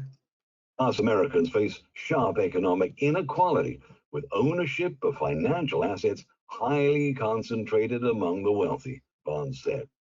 Now that we have a retirement system largely built around the individual ownership of financial assets in 401k accounts, middle class Americans are struggling to accumulate sufficient financial assets during their working years. This means the retirement outlook for many in the middle class is bleak at best. 20. A new report from the National Institute on Retirement Security found that the tax breaks designed to encourage Americans' retirement savings disproportionately benefit high income households and do little to assist middle class families. More than half of the tax breaks for defined contribution plans, such as 401ks and individual retirement accounts, go to those whose income puts them in the top 10%, the report highlights. 21. 34.6% of all income growth over the past 3 decades has gone to the top 1/10 of 1% of all earners. 22. By contrast, the bottom 90% of all earners has collectively seen only 15.9% of all income growth over the same period. 23. Pew also found that over the past 10 years, the richest 5% of Americans saw their median wealth increase by 88%. That's nearly 3 times the rate of increase experienced by the middle class. You see what's happening? 24. A new Federal Reserve Bank of New York report warned that the middle class consumer base that historically powered America's economy is rapidly eroding as the rate of middle class jobs shrank from 76% to 64% of the U.S. workforce over the past 30 years. 25. In the 1960s, almost all prime age men with a high school diploma were working. But today, that number has dropped to just 85%. And ooh, buddy, 85% of men actually working. Good grief. Oh man. Oh man. That number. Oh man. And that's a high school diploma. And we already know most of Babylon is not even educated with an associate's, let alone a bachelor's. Oh, so where do you think? Look at what they're sharing. Where do you think this is going to affect people the most? All GED and high school diploma graduates. This is going to hit them right where it hurts. So if you see in November them trying to do things to get the young people, all these young people, they high in emotions. Yeah, this is in and this is the cool thing and this is what, yeah, we need this. The young people, uh, yeah, they need to sit down for this. Okay, they need to learn. Have you ever noticed on every report they're always talking about millennials? Did anyone notice that? Do you ever know why they do that? In ancient texts, it says Christ was coming. His coming is called the millennium. Okay. Now, the millennials happen to be the age of the elect, which means from that age of 30 plus to 49 ish, not 50. Just according to our Dead Sea Scrolls, the Bible, and all the text, it said a minister or a preacher was only given from the ages of 30 to 49 to minister, and then he has to pass it down to the predecessor. So, with that being said, now we need the young individuals to be assistants to the work of the Most High. But are they doing it? Doesn't look like it. I would assume that this number, and I'm feeling, in some ways, I'm feeling bad for some of these kids in high school and stuff, because I'm like, man, I would hate to have to be in a mother or father's house or a household, who believes in this and this system, and seeing everything that's going on, them still trying to push you to go to college. I'd be like, what for? What for? Uh, yeah, this not gonna work. We ain't in the 90s anymore. We ain't in the 2000s anymore. This not gonna work. Brothers and sisters, this number gonna jump. Watch. It's gonna be heartbreaking. Between 1973 and 2015, real hourly earnings for this group have fallen by 18%, as Deseret News noted in a new report. 26. At the same time, according to Fed data, middle class Americans hold about 60% of the total public student loan debt. That number, that number, 22% for the middle, 14% for the lower,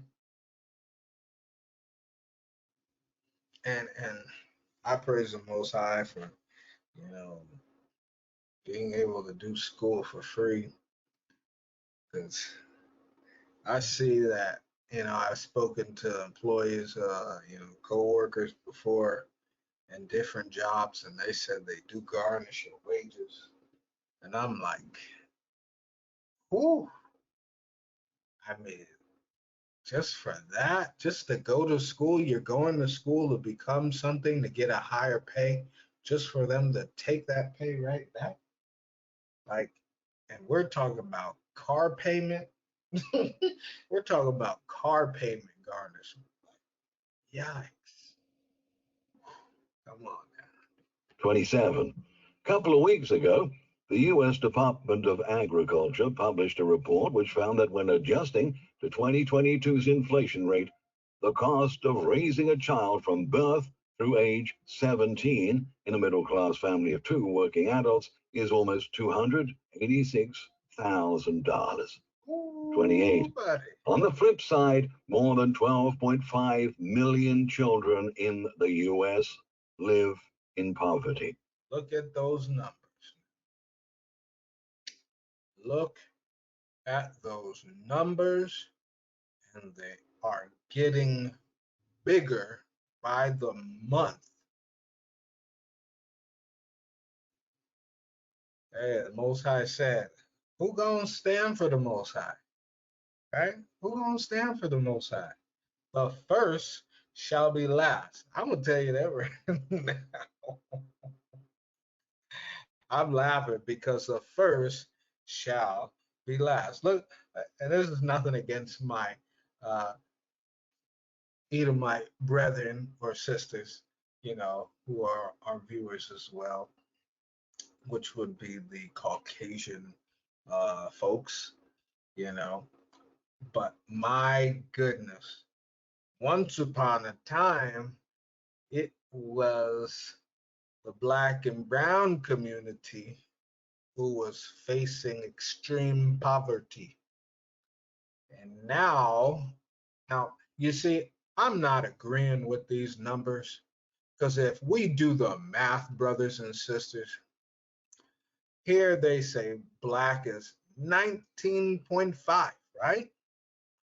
And then in January, 25.4. But I'm looking at 2 million, okay, 2.1 million. And then I'm looking at in December 2021, and the next month in January, looking at 2.8 million, just about. Now, that's less than 2.7 and 4.1 million for Edom. So how do we make up 25% of poverty? Somebody lying. And then for my brown brothers and sisters, the Latino community, they make up 3 million. And then 4 million impoverished children. Oh boy. In fact, if you look, Judah's the least. But, what do I know? Well, I should have said the least between the three. And then you have our Asian family. Now, for the Asians, they also include Hawaiians and different ethnicities as well. So that's not even a correct number. But take a look at this. This is January, and this is a creepy numbers because this is just increasing and increasing, and the evictions haven't even hit. 29. It is hard to believe, but 1 out of every 6 children in the United States is living in poverty in 2022. New data from the Center on Poverty and Social Policy at Columbia University reveals. And 30. If the middle class was actually thriving, we wouldn't have 1.3 million public school children that are homeless, according to the National Center for Homeless Education. Mm. There are so many families out there facing financial hardships right now. So many husbands and wives constantly fighting with one another about money without even understanding that the position they're at right now is the result of decades of terrible decisions made by our so-called leaders. Without the middle class, America loses its foundation. And as this group gets smaller and smaller, poverty is gradually spreading across the nation. Hey, brothers and sisters, I encourage everyone to grasp onto the Bible and cleave to the Most High because He's the only way. Those numbers, brothers and sisters, and watch the very last video I share with you. Just watch. It'll hit. If it didn't hit now, it'll hit you. His numbers is crazy. But he said he's not sparing children, widow, women, men. He's not sparing anyone. All right, this is Second Ezra chapter 15, verse 10 to 13 reads, Behold, my people is led as a flock to the slaughter. I will not suffer them now to dwell in the land of Egypt. If you don't understand, you go in the book of Revelation. Book of Revelation talks about Babylon being a spiritual Egypt in Sodom. Egypt is another word for bondage.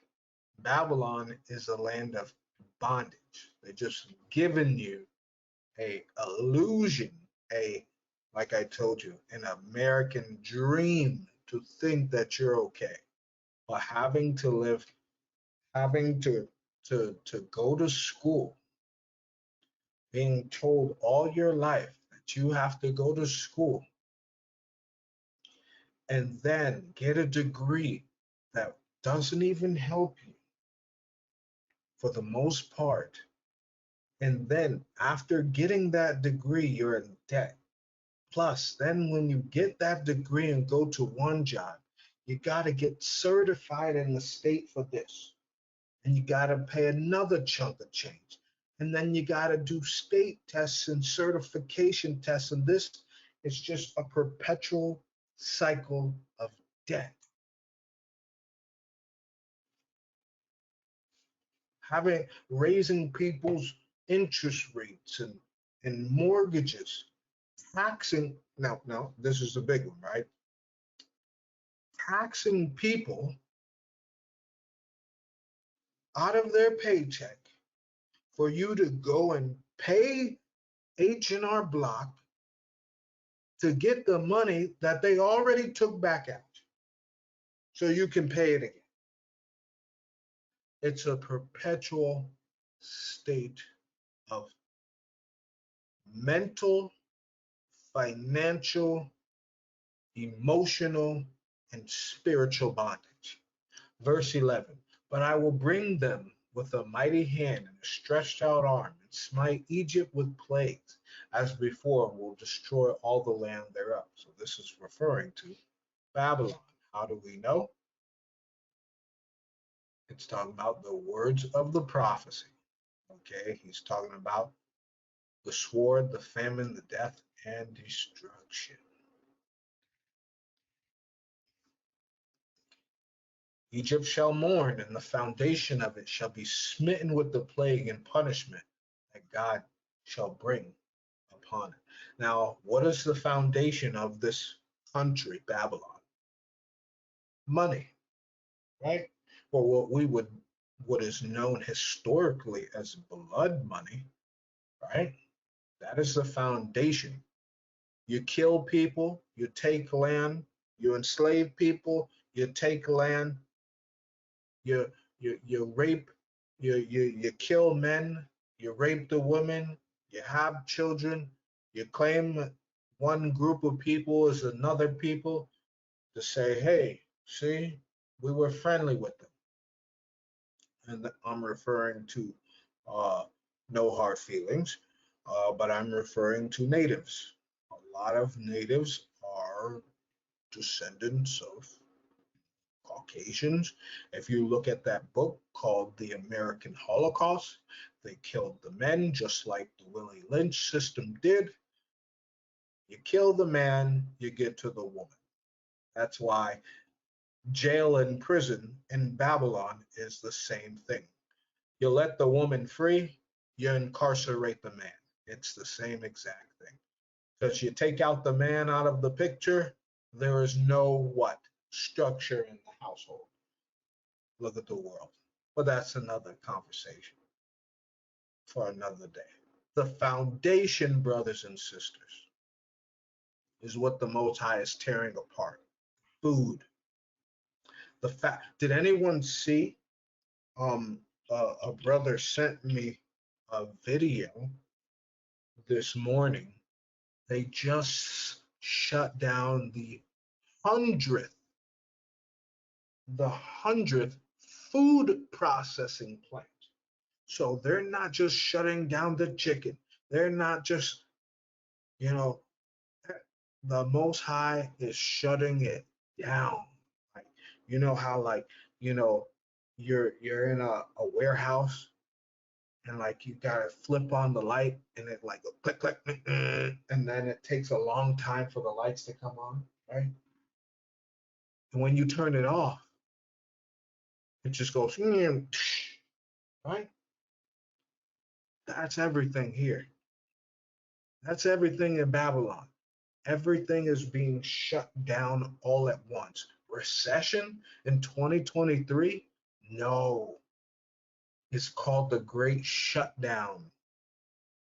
They're leading people how they want. They're leading the what? Most High said, my people is led as a flock to the slaughter. How would you lead the people, right? If interest rates are so high right now, why wouldn't the recession be now, right?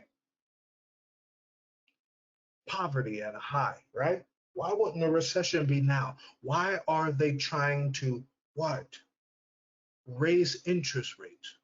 Because next year there's something that waits for all the homeless people. Watch this, right? How do I put you in a concentration camp without you knowing? I raise the interest rates, I take away your jobs, I take away apartment moratoriums, I create layoffs, I keep raising the inflation. Now you can't go nowhere. And then boom, I release another what? Another pestilence. And I blame it on all the homeless people. And then we round them up. Well, that cleans the situation, doesn't it? Because I needed to get you out of your home. I needed to get you out of that apartment.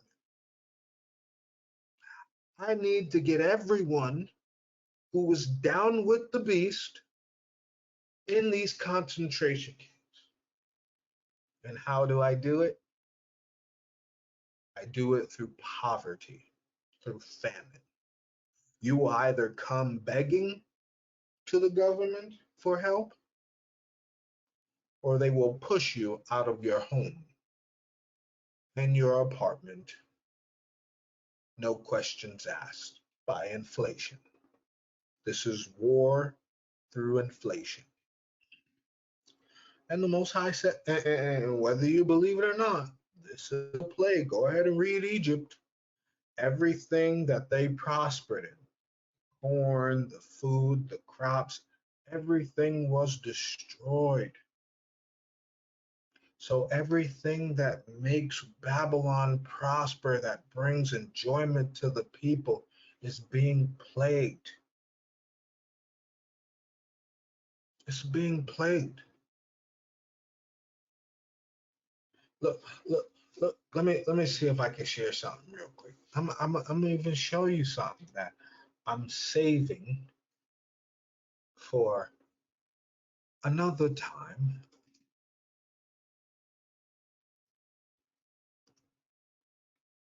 A local pride event. I want to share with you all something. Let me see if I can.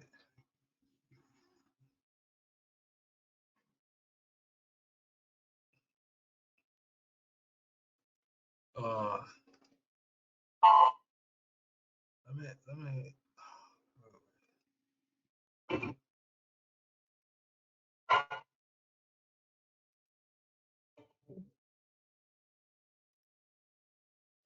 Look at this. Look at this.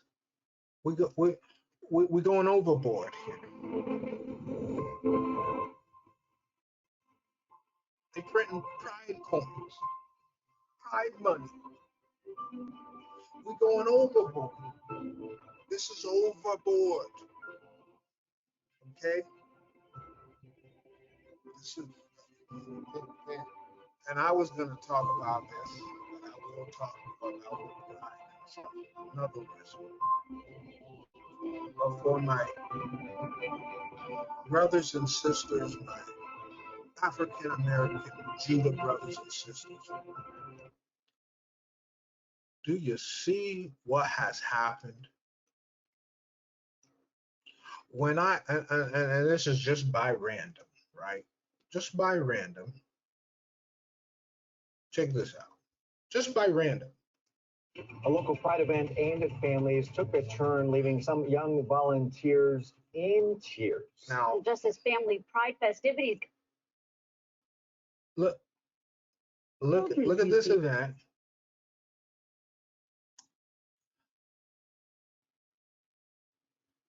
Now, when they said Black Lives Matter, I'm trying to figure out what they were referring to. Because it started off as Black Lives Matter, stop killing our children. And then it became intertwined into pride. And once upon a time, our Judah brothers, our African American brothers and sisters were standing up for reparations and better treatment, right? And then they just said, shut up. They just said, shut up, because your rights are our rights. Do you notice how gays got rights? They got privileges, but blacks still waiting for reparations. Eh? We're still waiting for better treatment, right? Asians, they got a bill, anti-crime bill, right? Still waiting, right? Oh, but Congress said we're going to study the effects of slavery. They passed that bill about studying the effects of slavery. You notice how the LGBTQ community came out in every asset, but they told black people, shh, don't say anything. It's about us, right? That's what they said. And hey, this is why. and, and I feel bad for our people because they were like, wooed into this. Thank you, Obama. All right, everyone who supported that that animal. Okay, not saying that it was a specific person, but Obama, all he said about Trayvon Martin was, if that was my son, I would be sad too. But then he did everything else for the LGBTQ community. You think about it, man. What did people get, right? Like, hey, one brother from California, he said one of the harshest words, one of the harshest statements that I've ever heard from a Judah. I'm gonna share it with you. He said, within Black Lives Matter,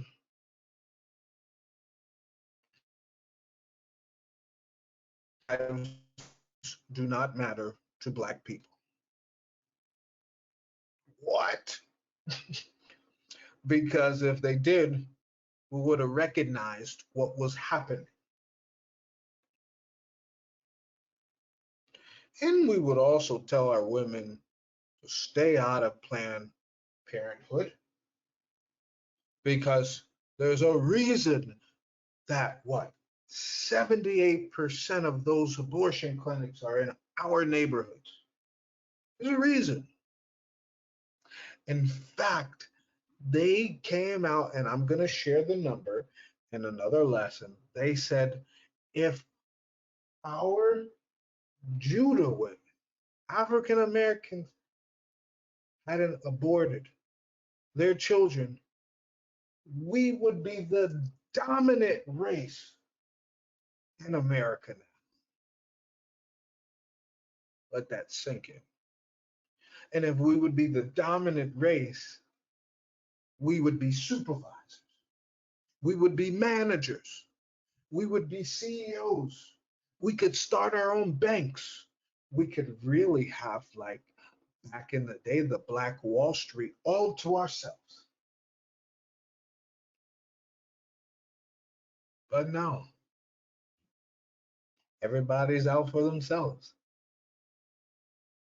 And that's why the brother said, Black lives don't matter to Black people.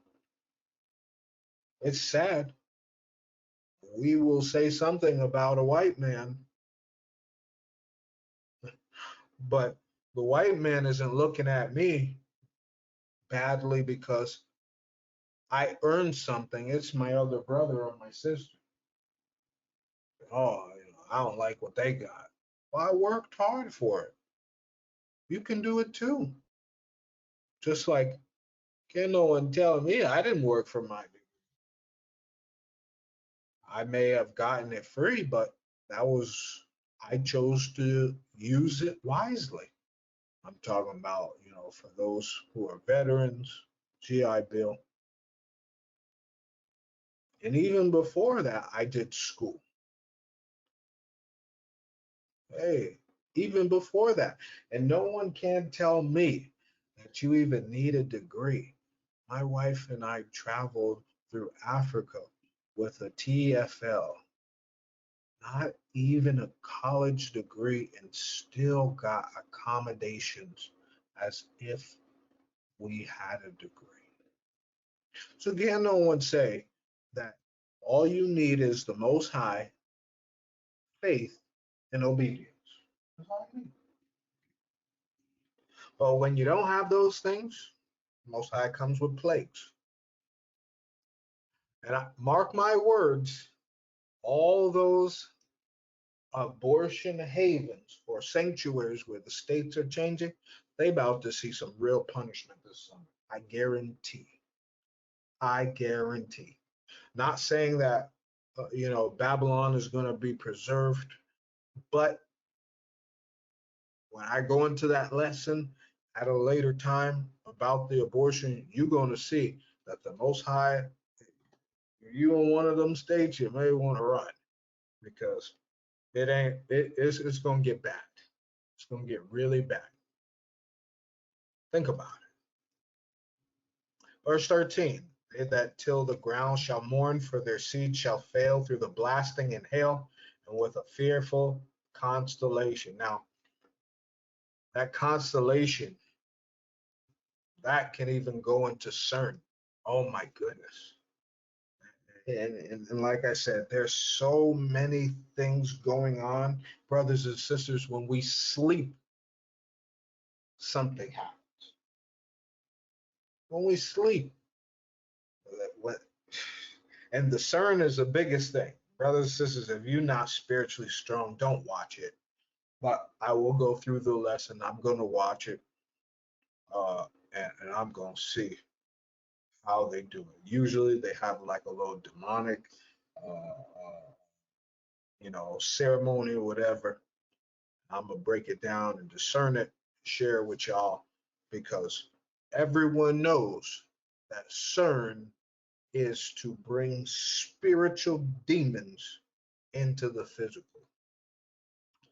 At least the people who've been in the truth for quite a while. It's usually something that doesn't come up to a lot of individuals, but CERN, if you had to think of it this way, brothers and sisters, CERN is like the red button on the president's desk, but for Satan. And that button is being turned on July 4th and 5th. So I'll just leave that analogy. Now, what other plagues would the Most High bring to Babylon? I want I'm going to share with you the next part. What other plagues? Check this out. Small clip. Now, travelers in the US have been subject to widespread flight disruptions over the last several days, leaving thousands of people stranded amid high air travel demand. In the last week, close to 19,000 flights have been cancelled or delayed. Airline companies blame the problems on COVID-19. It's laying their employees low. Those are, of course. So wait now. They blame COVID. Therefore, brothers and sisters, if you are in a state or if you're in a country, but specifically speaking to those in Babylon, you are in a state that plays by COVID, you better get out. Because this means they gonna play ball. And who's to say that when all these people become homeless, we have a COVID hotspot? Right? They already did it, right? So who's to say it won't happen again? Hey, Minister Yashab told you first. I told you first. I'm the first one who said it. It's exactly the same airline companies that insisted the government needed to lift its face mask mandate on board their aeroplanes. Here they go now. Talk about the. You better get out of those places. Bad weather has also contributed to the problems. Play New York Russian City, roulette if you Chicago, want. and Atlanta are among the worst hit locations.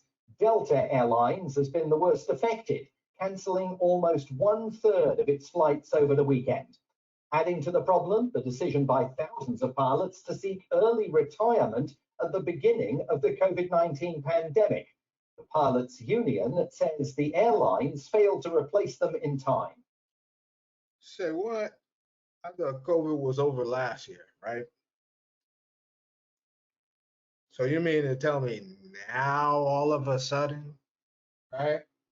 Now all of a sudden you don't have no one to fly planes? It's reported that US Transportation Secretary Pete Buttigieg met with top airline CEOs to discuss the challenges that the industry is facing and urged them to focus on performance improvements. Buttigieg added that he is considering punishing airlines with sanctions if they fail to live up to consumer protection standards. Ironically, a day after the conference was held, Buttigieg's own internal flight was cancelled, and he had to drive from Washington to New York City. So we return to New York City and to WION's correspondent there, Susan Tehrani. I mean, Susan, the White House can stamp its feet about this as much as it likes, but at the end of the day, these airlines are privately run companies. I mean, what, if anything, can the White House do to punish them for underperformance or for the kind of problems that the country is witnessing?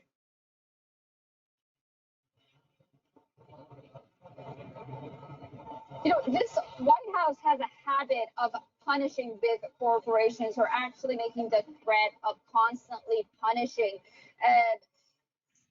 organizations and corporations that provide service to the country. First, it was punishing oil companies. Now it aims to punish the airline industry, at least with threats.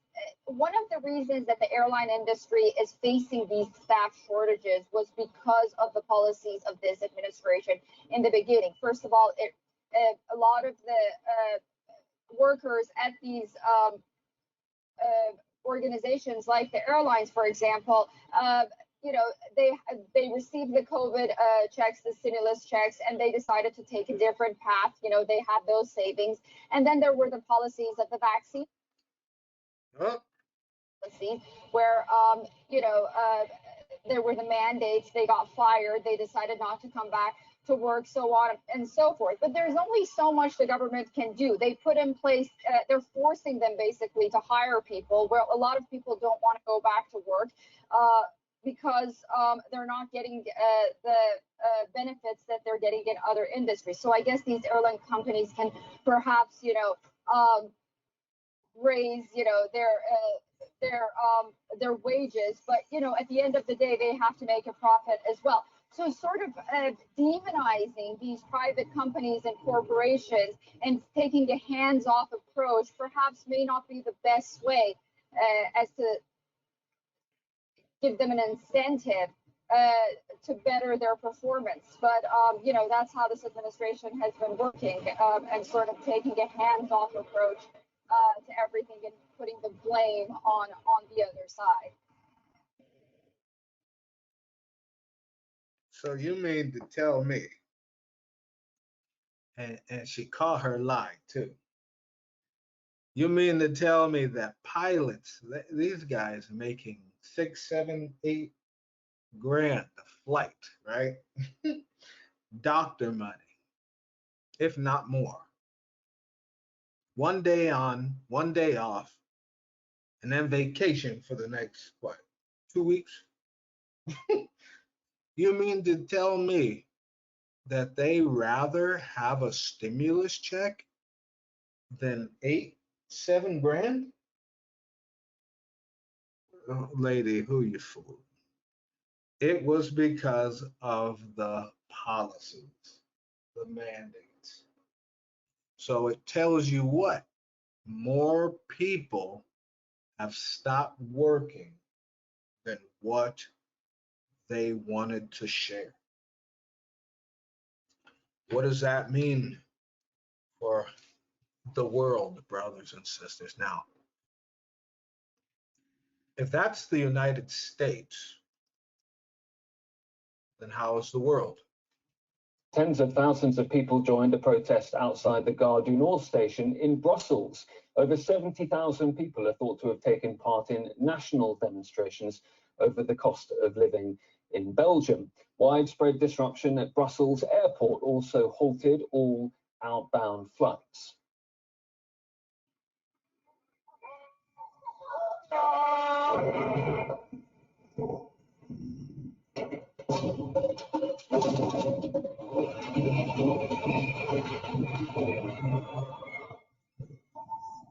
Comme annoncé hier soir, as announced last night, all flights departing from Brussels airport today were cancelled.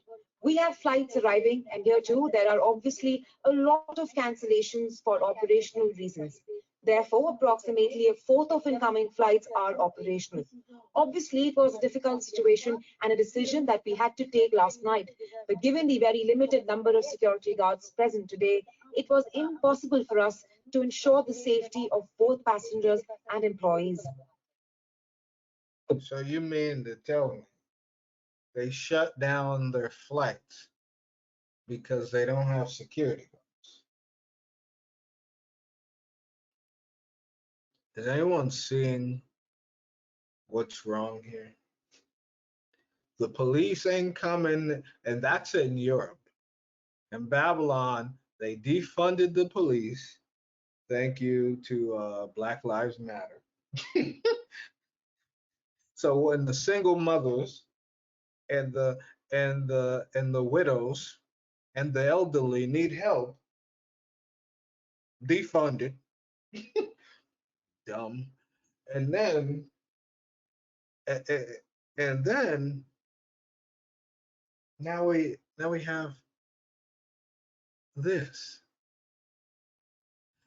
Then the police can't come to you unless it's an emergency, and you're gonna have to deal with it on your own.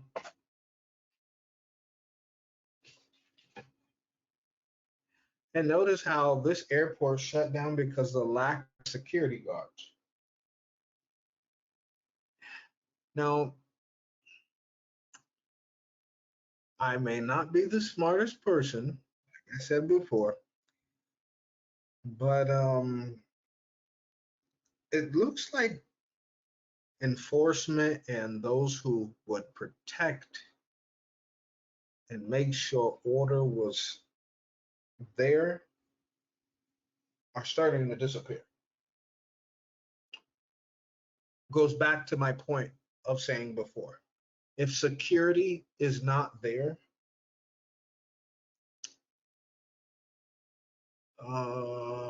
what makes you think people gonna barter with you? They're going to take that machete. They're going to take that gun that they've been waiting to use, and they're going to use force.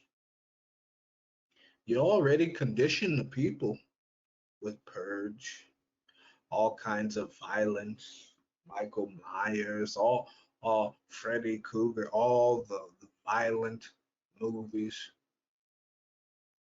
You already got uh, uh, uh, uh, um, you already got a few generations under the psychotic warfare of Grand Theft Auto, where the whole point is for you to rob and do evil to get gain.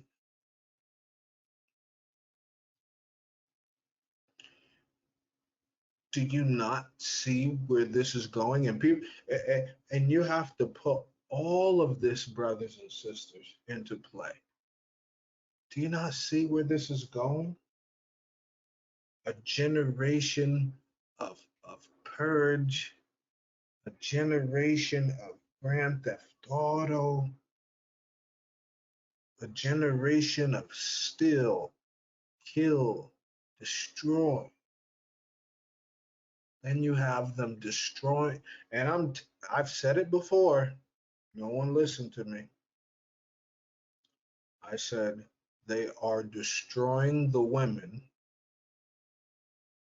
because it takes nothing to destroy the woman. Why do I say that?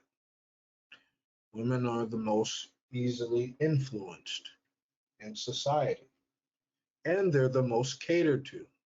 Every commercial, especially holidays, is about making sure you please that woman. So, what do you do to keep a society upbeat? You please the woman. Jewelry, clothes, car, bills, maybe accessories. Most of the women are not asking for needs, they're asking for wants, by the way, right?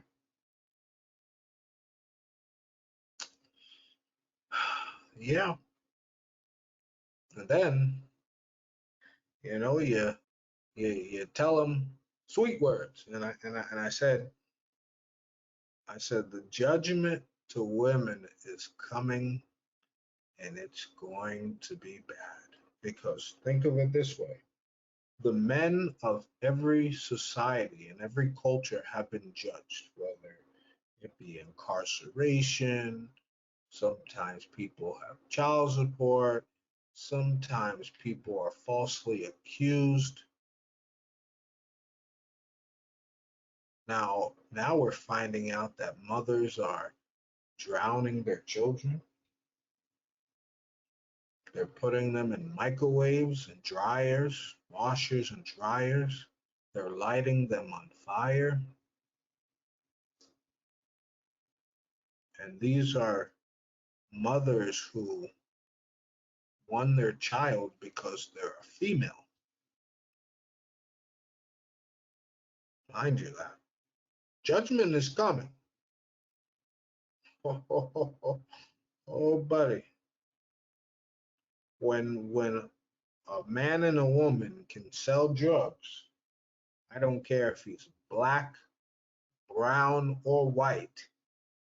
If a man and a woman can sell the same amount of drugs and the man gets 15 to 25 years and she gets 3 to 5 years, that's not judgment at all, because that ain't fair. And then also think about this for the abortion. In the Bible, and even in the law of the world, if you hit a pregnant woman and cause her to lose her child, that's a death penalty or life in prison.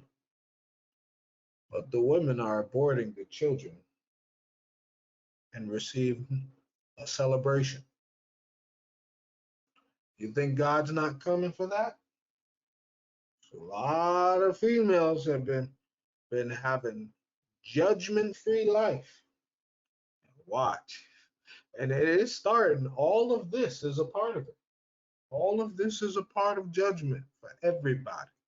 Action protests are organised by trade unions demanding political leaders do more to address the cost of living crisis and to reform legislation to allow easier salary negotiations. The Belgian capital came to a near standstill, with public transport networks badly affected. Trams and bus services faced route closures and worker absences.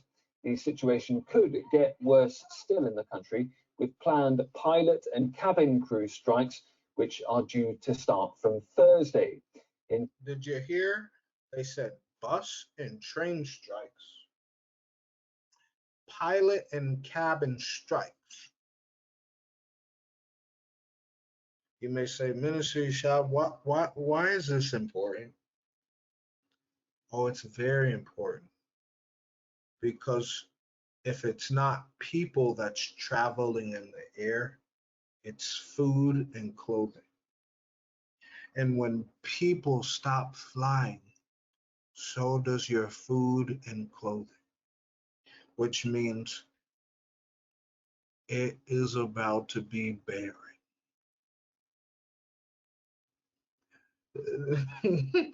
Hitting 9% in Belgium in June. They're not paying attention. They're not paying attention. Oh, Most High, why is the world, why don't they love you, Most High? Why don't they pay attention, Most High? Well, why, Most High, does it gotta be this way? I tell you. Mark chapter 8. Why? Mark chapter 8, verse, what is it, 38?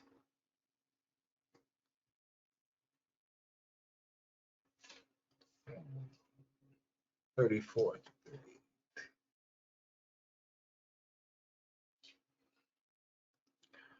Mark 8, 34 through 38 reads, And when he had called the people unto him, with his disciples also, he said unto them, Whosoever will come after me, let him deny himself, and take up his cross and follow me. For whosoever will save his life shall lose it, but whosoever shall lose his life for my sake and the gospel's, the same shall save it.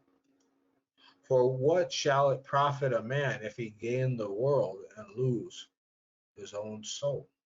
Or what shall a man give in exchange for a soul? Whosoever therefore shall be ashamed of me and my words in this adulterous and sinful generation, of him also shall the Son of Man be ashamed when he cometh in the glory of his Father with his holy angels. And I wanted to include this, brothers and sisters, because the time is coming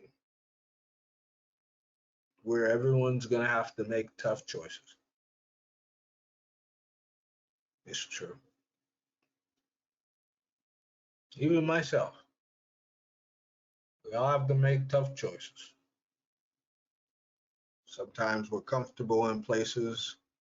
Sometimes, hey, I never knew moving was easy, because moving is hard. Giving up things is hard. Losing things is hard. Having faith that you'll get things better in return, not when you want them, but when the Most High wants to give them to you, can be hard.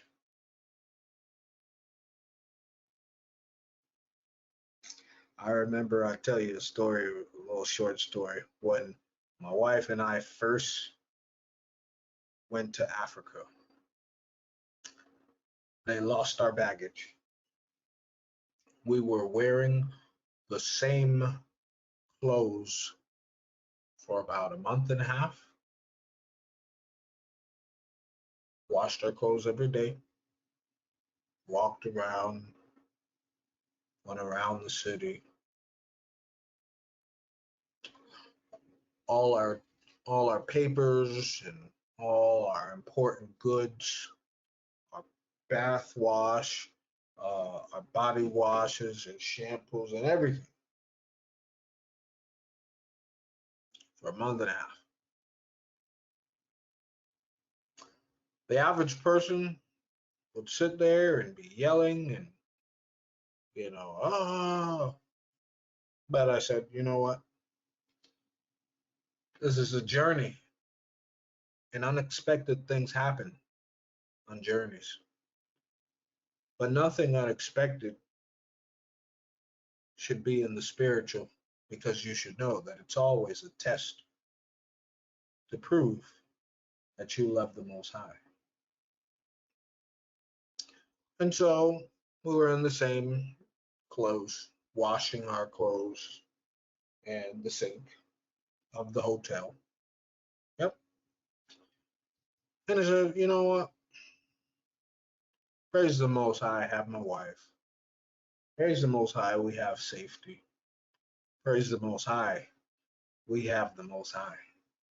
And just because you lose things, it's not a bad thing at all.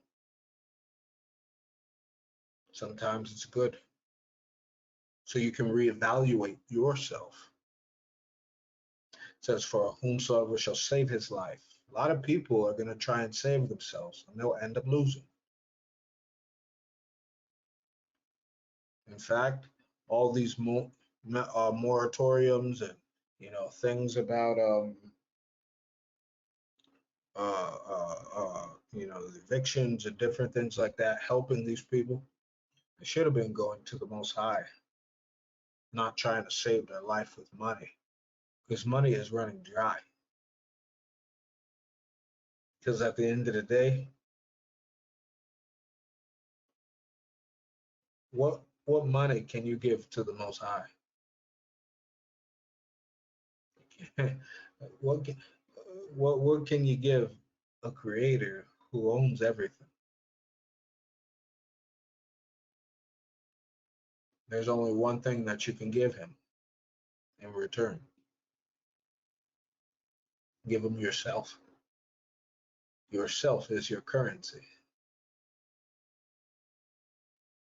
So what else do you have to give? You don't have anything. But give yourself. Give your life. Give your energy. Give your effort. So many people, they will fall short to this. It's unfortunate, but indeed they will. Matthew 19,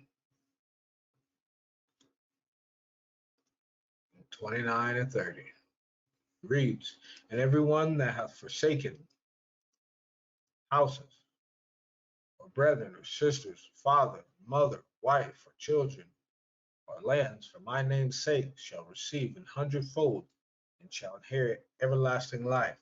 But many that are first shall be last, and the last shall be first. I tell brothers and sisters to forsake now.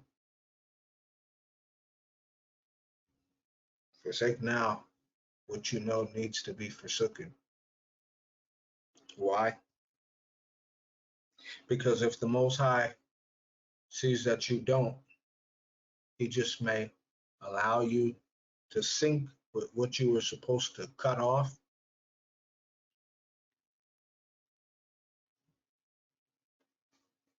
or he will rip you away from it.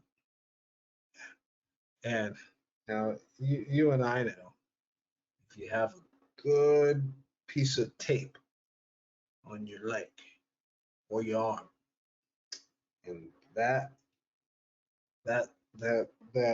application of stickiness is really up there, and you just yank it off, it hurts. And that's how a lot of people are going to recognize that their family and those who they were close to are not of the Most High. It's going to hurt. So one of the reasons why the Most High says forsake them now. He's actually trying to save you. Only if people thought of it that way. But why? Well, think about this, right? What is something that drives people crazy? Finances. And the next thing is food.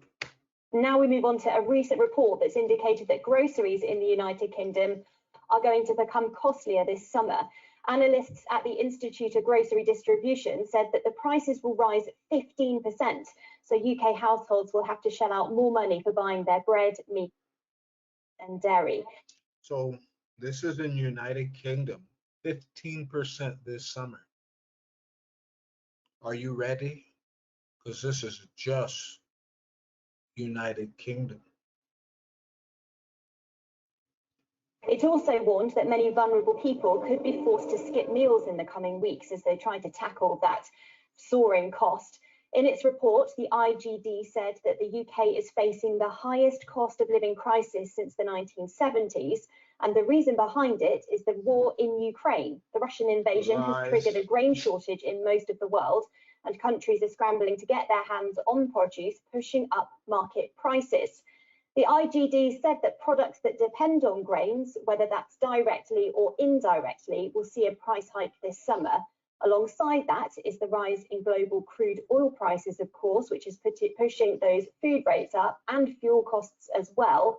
The UK imports 40% of its food requirement, making it vulnerable to global food price fluctuations. And inflation levels in the UK are also at 9% now. But the Bank of England says it expects those levels to fall back through 2023. Well, Julia Chapman is still with us from. So they're going to let you hurt an inflation all the way to 2023. I told you. London. Julia, the cost of living crisis appears to be strengthening its grip on the UK. The UK government has started putting policies in place to try to support those households that are on the lowest incomes. Just take us through a few of those. What are they, and will they be enough? Yes, certainly more pressure building on British households. The government says it is taking steps to help mitigate some of the effects, many of them global pressures, including, of course, the war in Ukraine, the shutdown of production in many parts of China, putting more and more pressure on prices here in the UK, which are going up and are predicted to continue to do so over the course of the year. What the British government has announced is that there will be a one-off payment for roughly the poorest 8 million households in the UK. This is at a cost of 15 billion British pounds. They are going to offer this support payment to those on means-tested benefits, so those that are already receiving some sort of support package from the government on a regular basis because of need. So this is certainly expected to help in some way mitigate the effects of rising inflation, but it is only a one-off payment. The other thing that the government is doing is offering an energy rebate. That was already announced earlier this year at being £200 per household. They've doubled that to £400 per household now. So these steps are being taken in an effort to make things a little bit easier for the UK residents that are going to the shops and finding that food prices are continuing to rise. As this report says, they could rise by 15% later in the summer. Food inflation at the moment, year on year, is at 7.8%, but very likely to continue rising. And in other news today, we've also had the announcement from the Bank of England, Britain's central bank, which has increased interest rates in an effort to get inflation under control. Now, why is this important? Your Social Security taxes go to the Bank of England. But I'm just talking. Another measure being taken to make things a little bit easier, but that could certainly take some time to feed through. Julia Chapman in London, thank you.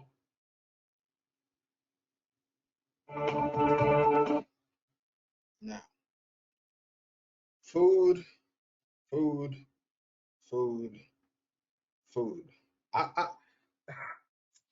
I'm going to share with y'all something because I want to share. Now, it's going to get harder for people to go to a grocery store.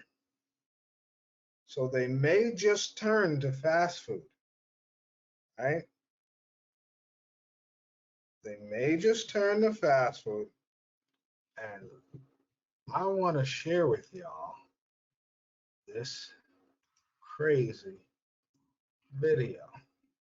And so, give me a quick second because I'm going to tell you, don't you ever, hey, Minister Yashab warned you, don't touch that fast food now. Leave it alone. Hey, you better eat leaves and tree bark and some grass before you go and get that what you may think is cheaper version of food for, and I say that because it's going to be predominantly Israel who's going to suffer, the lower income families as well. And what are they going to have to go to? They're going to have to share meals, right?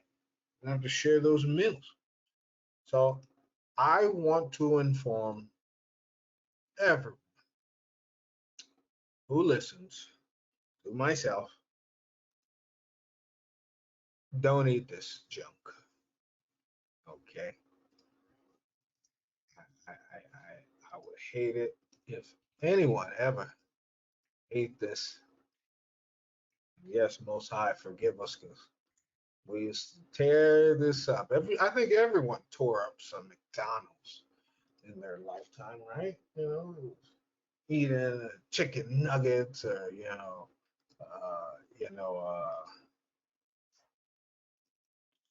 the chicken nuggets or French fries and uh, little burgers or whatever. But check this out here, right here. Check it out. 1 minute of your time. Oklahoma City, first horse meat, then the mysterious pink slime, now human meat. A shocking discovery has been made in an Oklahoma City McDonald's meat factory and other McDonald's meat factories nationwide. Nationwide.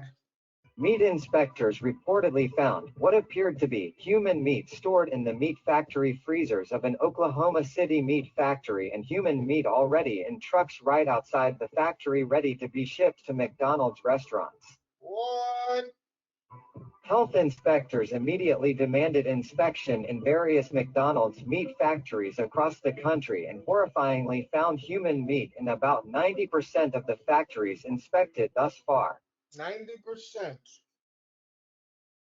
of the factories is human meat. The USDA, United States Department of Agriculture, has seized McDonald's production and shipping and will call for more meat factory inspections and restaurant inspections.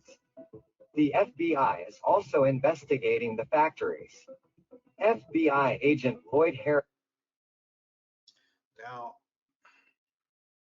you get the point. This video, brother shared with me, I think he said the video was taken in the 80s.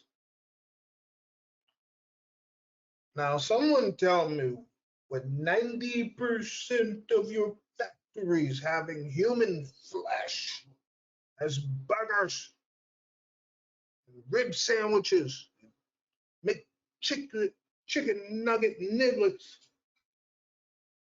why are they still open? You think they stopped? You heard Henry Finkelstein. He said, when you go, he said, Americans love to eat their children. You go to McDonald's and you get a Happy Meal, a cheeseburger, chicken nuggets. They're eating children who've been processed finely. Okay, so whatever you do, brothers and sisters, no matter what, stay away from fast foods. Okay, it's gonna get worse, Because think about this, right? And and I'm saying for this for the future, right? McDonald's always stay away from, but Taco Bell always stay away from. Pot pies is rat meat, and KFC is I think tofu or something. It's not even real. So stay away from that junk. But think about this: these businesses will still run as famine gets worse. Now I thought all these food plants were closed. I thought the chicken and the meat plant was closed. So what are you serving? Right? What are you serving?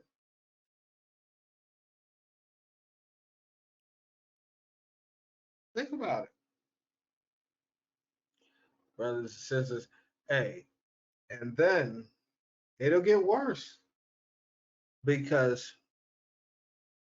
if they stay in business through the inflation, who's to say they won't go out back, find a rat or a cat or a dead dog? This is nothing towards Chinese food. I'm talking about all these places. Who's to say to keep you, they just throw some barbecue on it, put a slice of cheese on it, and say, here you go. Who's to say they won't do that? I mean, did you hear about what the Starbucks employee did? Did y'all hear about that? I think it was last year. He was uh, ejaculating in the Starbucks coffee. He was doing it for like 2 years straight in the cream. He was doing it before you put the whipped cream on, and he covered it with whipped cream. And I'm like, how is this possible when you're supposed to be making it in front of everybody? That's a sick person. These people are sick. Stay away from that stuff. Well, like I said, what happens when you're amongst too many people? When you're amongst the foes of your household? When you're amongst those who don't believe what you believe?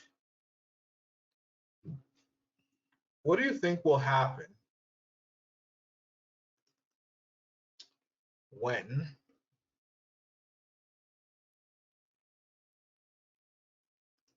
this occurs?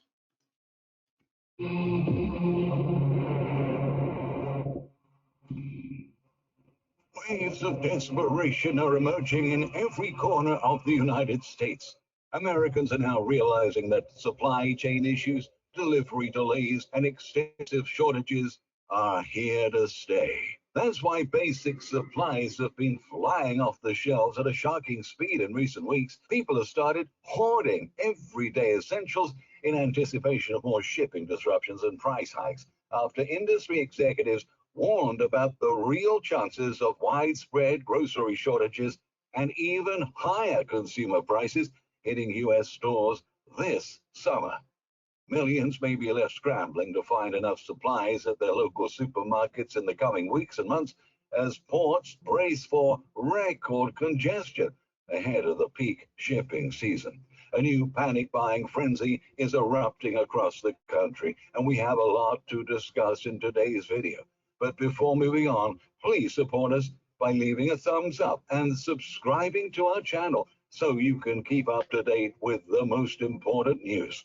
After contending with 2 years of empty shelves, Americans are getting fed up with so many shortages of everyday essentials, and they've been preparing for the challenges that are coming next. In recent weeks, grocery store shelves have started to be wiped clean by desperate U.S. consumers who are tired of struggling to get the products they want and the products they need. But shelves are staying empty as retailers, big and small, can't restock their inventories fast enough to meet the growing demand. In several parts of the nation, household staples such as milk, bread, meat, canned soup, hygiene products, and cleaning supplies are becoming incredibly hard to find. Thank you, Shaw, because I told y'all to get the canned goods.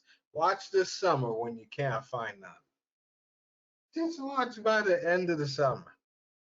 I told you, sacrifice now to have breathing room later. Supermarkets and grocery stores are still confronting a series of setbacks that only get worse with each passing month. On top of persistent supply chain bottlenecks, staffing shortages for critical functions like transportation and logistics are affecting the delivery of products and restocking of store shelves across the country.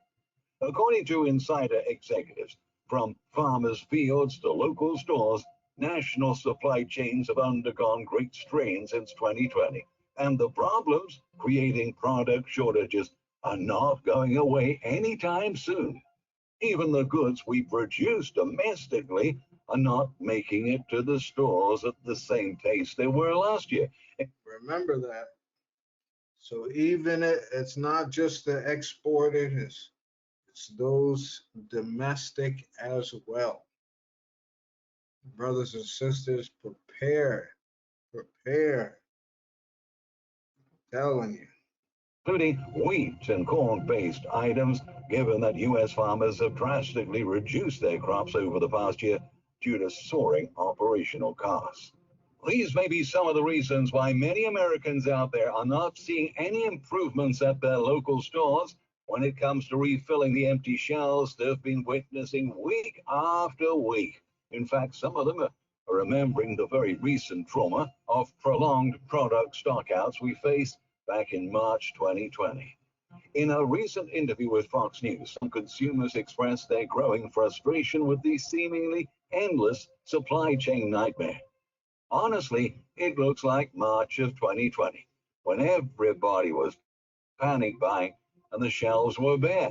One man shopping at a Walmart store in Oklahoma City said, "One week you find the food you're looking for, the brands you're looking for, and the next week they're nowhere to be found," said a woman named Kathy shopping at a giant grocery store.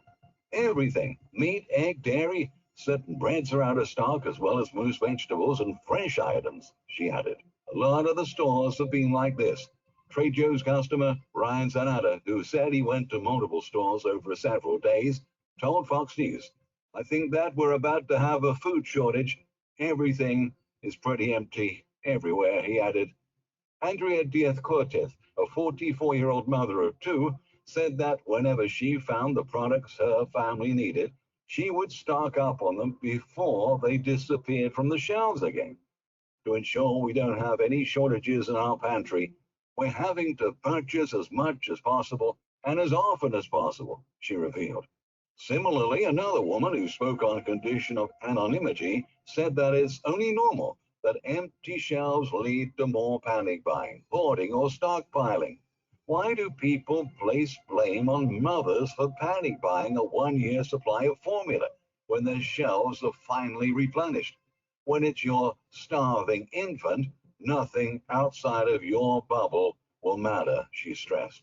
John LeBlanc of Cedarville University offers advice on practical ways to prepare. "I think people need to do two things.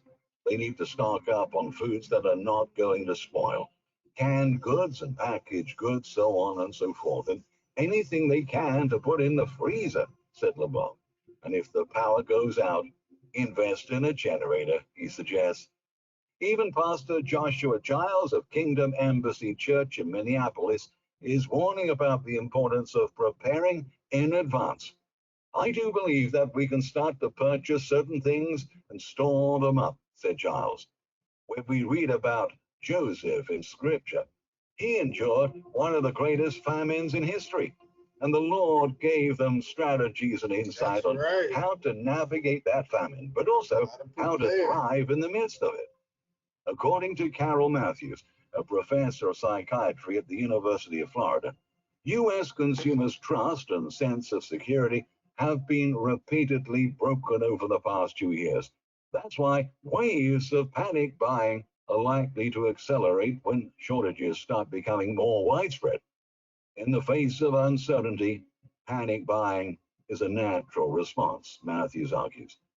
We have seen lockdowns for weeks and months on end, supply chain disruptions, price gouging, and the feeling of never having enough, never being truly prepared, which is the unfortunate truth of the matter, she explains. Of course, panic buying and stockpiling are two different things. Very true. Panic buying usually happens after people notice something is wrong. So they desperately hoard supplies in an attempt to restore their sense of stability and control. Stockpiling, however, is a normal behavior that many people practice in preparation for a known or anticipated shortage, the professor continued. Right now, the sudden rush to hoard food and other basic supplies continues to intensify, and it's leaving store shelves even emptier right as the busiest shipping season begins.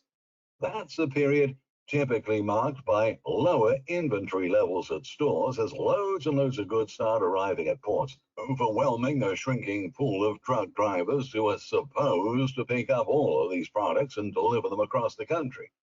But the ongoing shortage of truckers continues to slow down the supply chain and the ability of grocery stores to replenish their shelves quickly. The trucking industry has an aging workforce on top of a shortage. It's really been a problem for the last several years, noted John Esparza, the president of the Texas Trucking Association.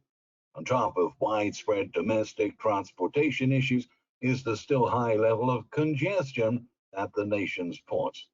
Both of these challenges are working in tandem to create shortages, he continued. On the same note, the president and CEO of the Oklahoma Trucking Association, Jim Newport, highlighted that the cost of diesel is going to cause a ripple effect for all industries this year. Every business has an overhead operating cost, he wrote. Trucking is no different. Costs in all sectors are eventually passed on to the consumer. Policies that create high fuel prices are ultimately harmful to the consumer, he stressed, arguing that with all the challenges truckers are facing right now, Americans will likely see more empty store shelves this summer. At the end of the day, what it means to you and me is that the things we need are going to cost more, Esparza added. Whether it's at the grocery store or at the retail facility, right to anything that's delivered to you at your doorstep. That means more pain ahead for U.S. consumers. Since the beginning of the year, a flood of videos and pictures exposing bare shelves has been posted on social media. According to the president and CEO of the National Grocers Association, Greg Ferrara, consumers will continue to experience disruptions in certain product categories, as we've seen over the past year and a half, due to the continued supply and labor challenges. Albertson CEO Vivek Sankaran also said that he acknowledged that many products are in tight supply during the company's latest earnings call. An analysis released by Nielsen IQ about the cost of empty shelves for retailers found that over the past year, companies lost $82 billion in missed sales. On average, out-of-shelf items cost retailers $1.4 billion every week. At the end of the day, all the losses they face are passed on to consumers in the form of higher prices when products become available on the shelves again.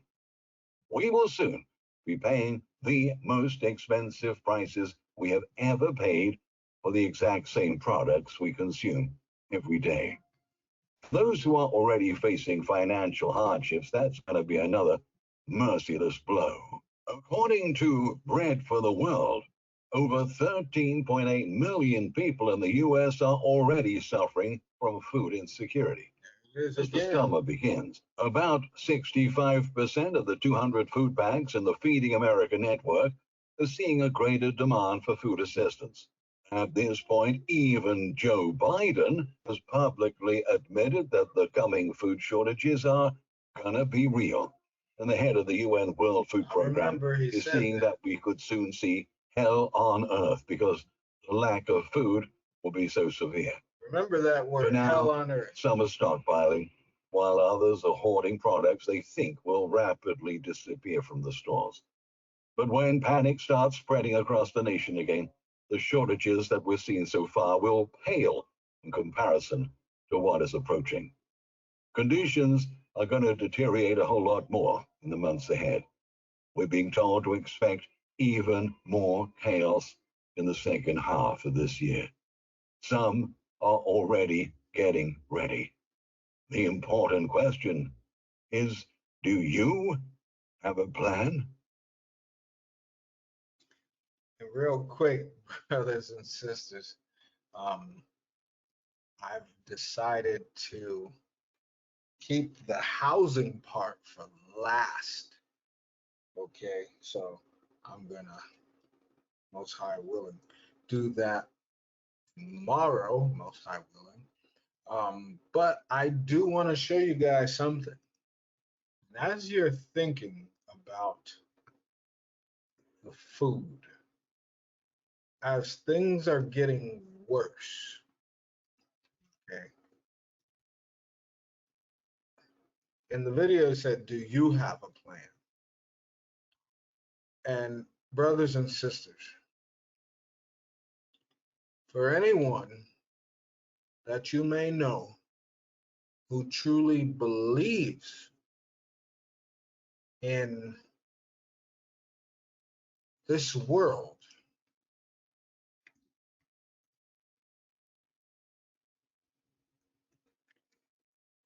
I want you to tell them everything they saw in the movies is real. And if in the movies they didn't care about you, but only cared about a select few people, what makes you think they have your best interests at heart? Check this out. Just came out today.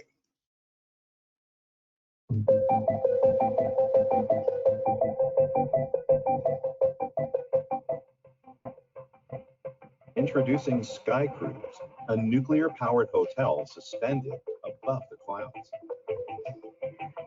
This futuristic sky hotel gives you the ultimate travel experience.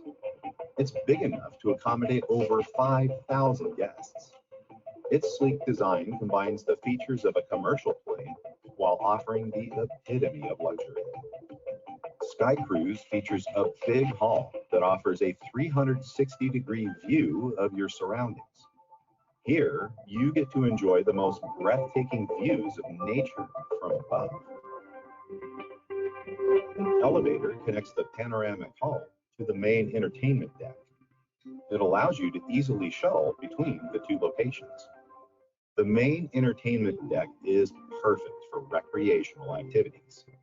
It features shopping malls, sports centers, swimming pools, restaurants, bars, playgrounds for children, theaters, and cinemas. There's also a separate section for organizing events and business meetings. And if you want to declare your love above the clouds, Sky Cruise's wedding halls give you and your partner, along with your guests, a unique, memorable experience. The floors of the main entertainment deck are connected via 2 external elevators that come with a great view. Each side of the Sky Cruise features 3 balconies or viewing domes that are perfect for a relaxing time. Here, guests can enjoy a wide range of activities, including stargazing and watching Aurora Borealis up close. You don't have to worry about Sky Cruise's carbon footprint. Its 20 electric engines are powered solely by clean nuclear energy. A small nuclear reactor uses highly controlled fusion reaction to provide the Sky Hotel with unlimited energy. Thanks to nuclear energy, the hotel never runs out of fuel and can remain suspended in the air for several years without ever touching the ground. Now, while you starving, they're going to be in the air. While you homeless, and they let every single body, every single person purge each other out, they're going to be in the air. And you thought it was a movie. Now, tell me this, right? If they were going to barter, why would they be in the air? If bartering was going to happen, why would they have created a plane that never has to touch the ground?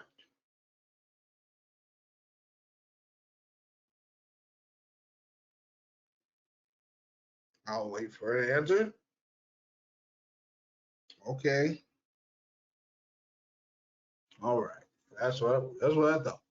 So, remember the scripture in Timothy where the Most High said, ever learning and never able to come to the knowledge of the truth? This is why I say all those people are fools, including their elder too. They're fools because you're thinking you're going to do something. The purpose of them living above the clouds is because they said, I want to be like the Most High. They want to be like the Most High. They want to sit and watch all the peasants, who they call peasants, who are us, normal people. They want us to fight and kill each other off while they just and laugh. They got malls, they got shopping centers, bowling alleys, movie theaters, and you think they coming down? They ain't coming down. They ain't even gonna look down. They'll spit out the window with no second thoughts. Play around if you want.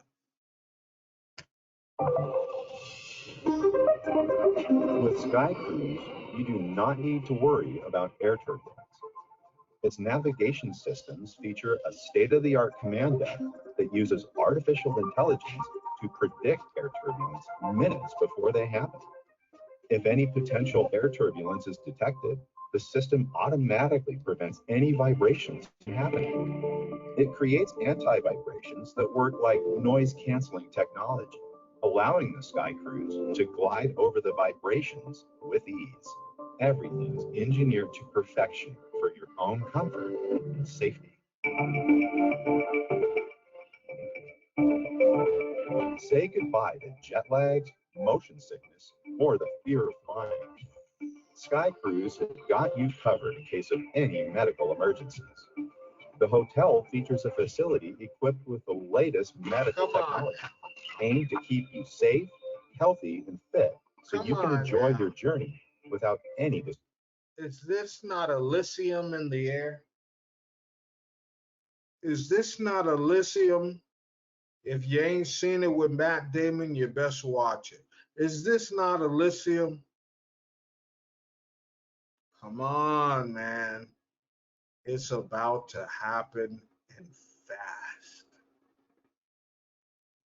This ain't a movie. This ain't, hey, Terminator was real. Keep telling people. It was real.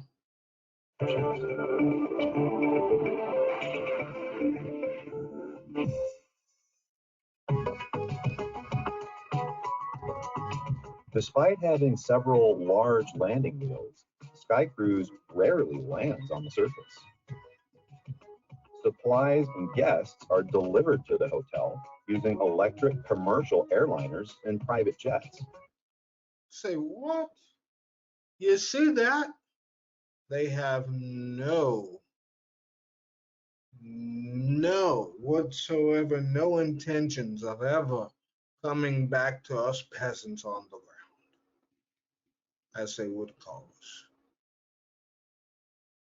Well, they know, as he said, hell on earth, and that it will be. Yep, that it will be. It's going to be a bloodbath. That's all I'm going to tell you. Which take off from different airports around the world. All maintenance and repairs are also done above the clouds. Maintenance repair while in the air. They're never coming down. They're going to watch you die because they don't like you. They don't like me. They're the children of Satan. 5,000 people. You're not invited. The concept was originally designed by Tony Holmston and reimagined and animated by Hashim Al-Ghaili.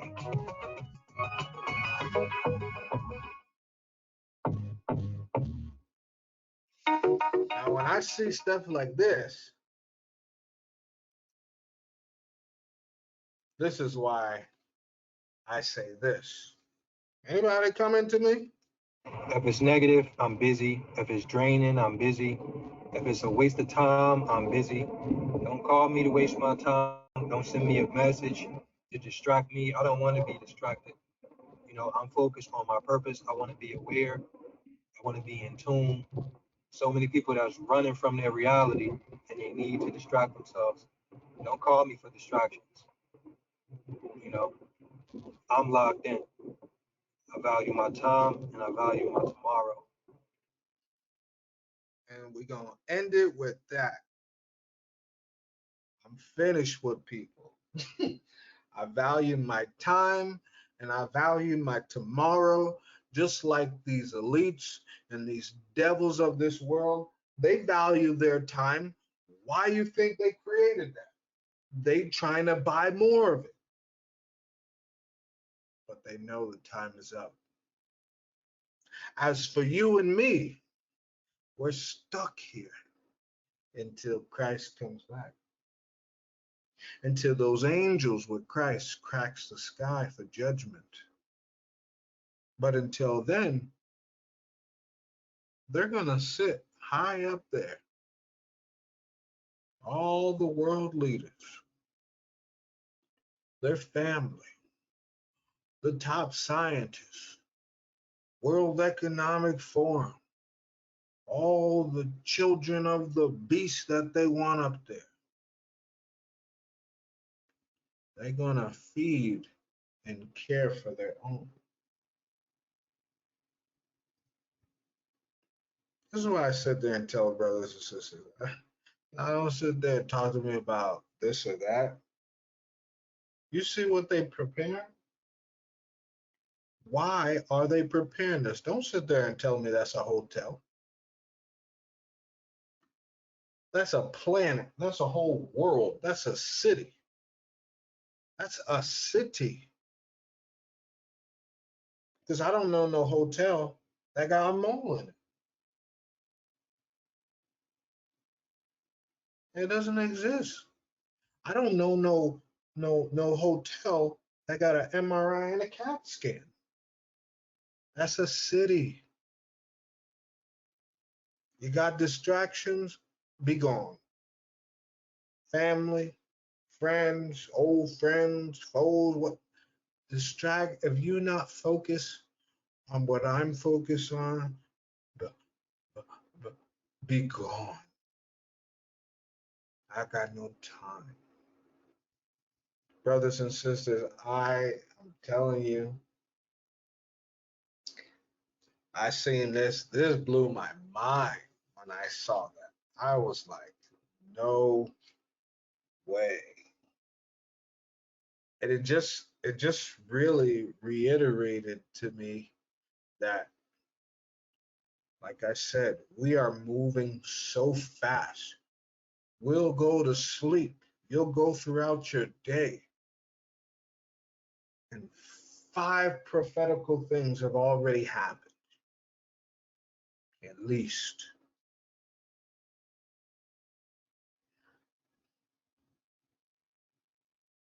Most High willing, tomorrow, I'm gonna go over these three, and someone just shared with me another video, so I'm gonna check that out. And maybe I'll share it with y'all tomorrow on the next video. But the last portion is going to be about this housing. I just got a report that the housing costs are cutting 50%. They're about to cut to 50%.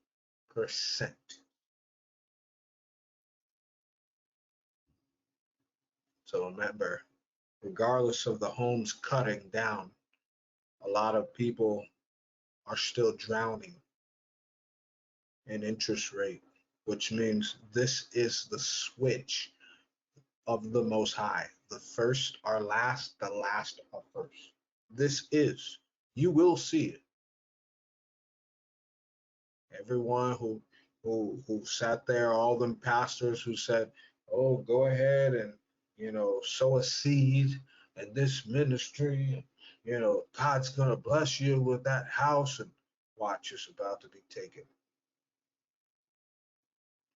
You're about to lose your job. You're about to have to decide whether you're gonna eat or pay your bills for your home, pay your mortgage. Think about that now. It's going to get ugly. Brothers and sisters, I forewarn everyone, now is the time where you are fully in tune, focusing on yourself. I know it sounds harsh. Some people say to me, "Oh, as a minister, what would you do?" For me, you and myself are two different people. It's true. If you're a congregant, focus on yourself. For us ministers, we'll focus on whoever needs help. We'll discern and weed them out. And yes, when I say weed them out, we'll try their spirit. Because, for example, I have over 40 people watching these videos. Okay. It tells me who logs in and who logs. It does all of that. I have 40 people who watch my videos, at least on this platform, not on YouTube. Over 40 people, and at least maybe 3 or 4 of the people are consistent in contacting me, which means those are the 30 some odd people. They don't hurry up and speak. I don't care how many videos of mine they watched. They ain't getting my help. I'm gonna let you know I am that one. I am that minister that will hold to the ground what I said. I'm here to advise and assist and be a shepherd, but don't be the scared sheep. Run into the shepherd that you heard and you could have listened, but you didn't until the very last minute. That's not how Christ works at all. He says his sheep hear his voice and they come.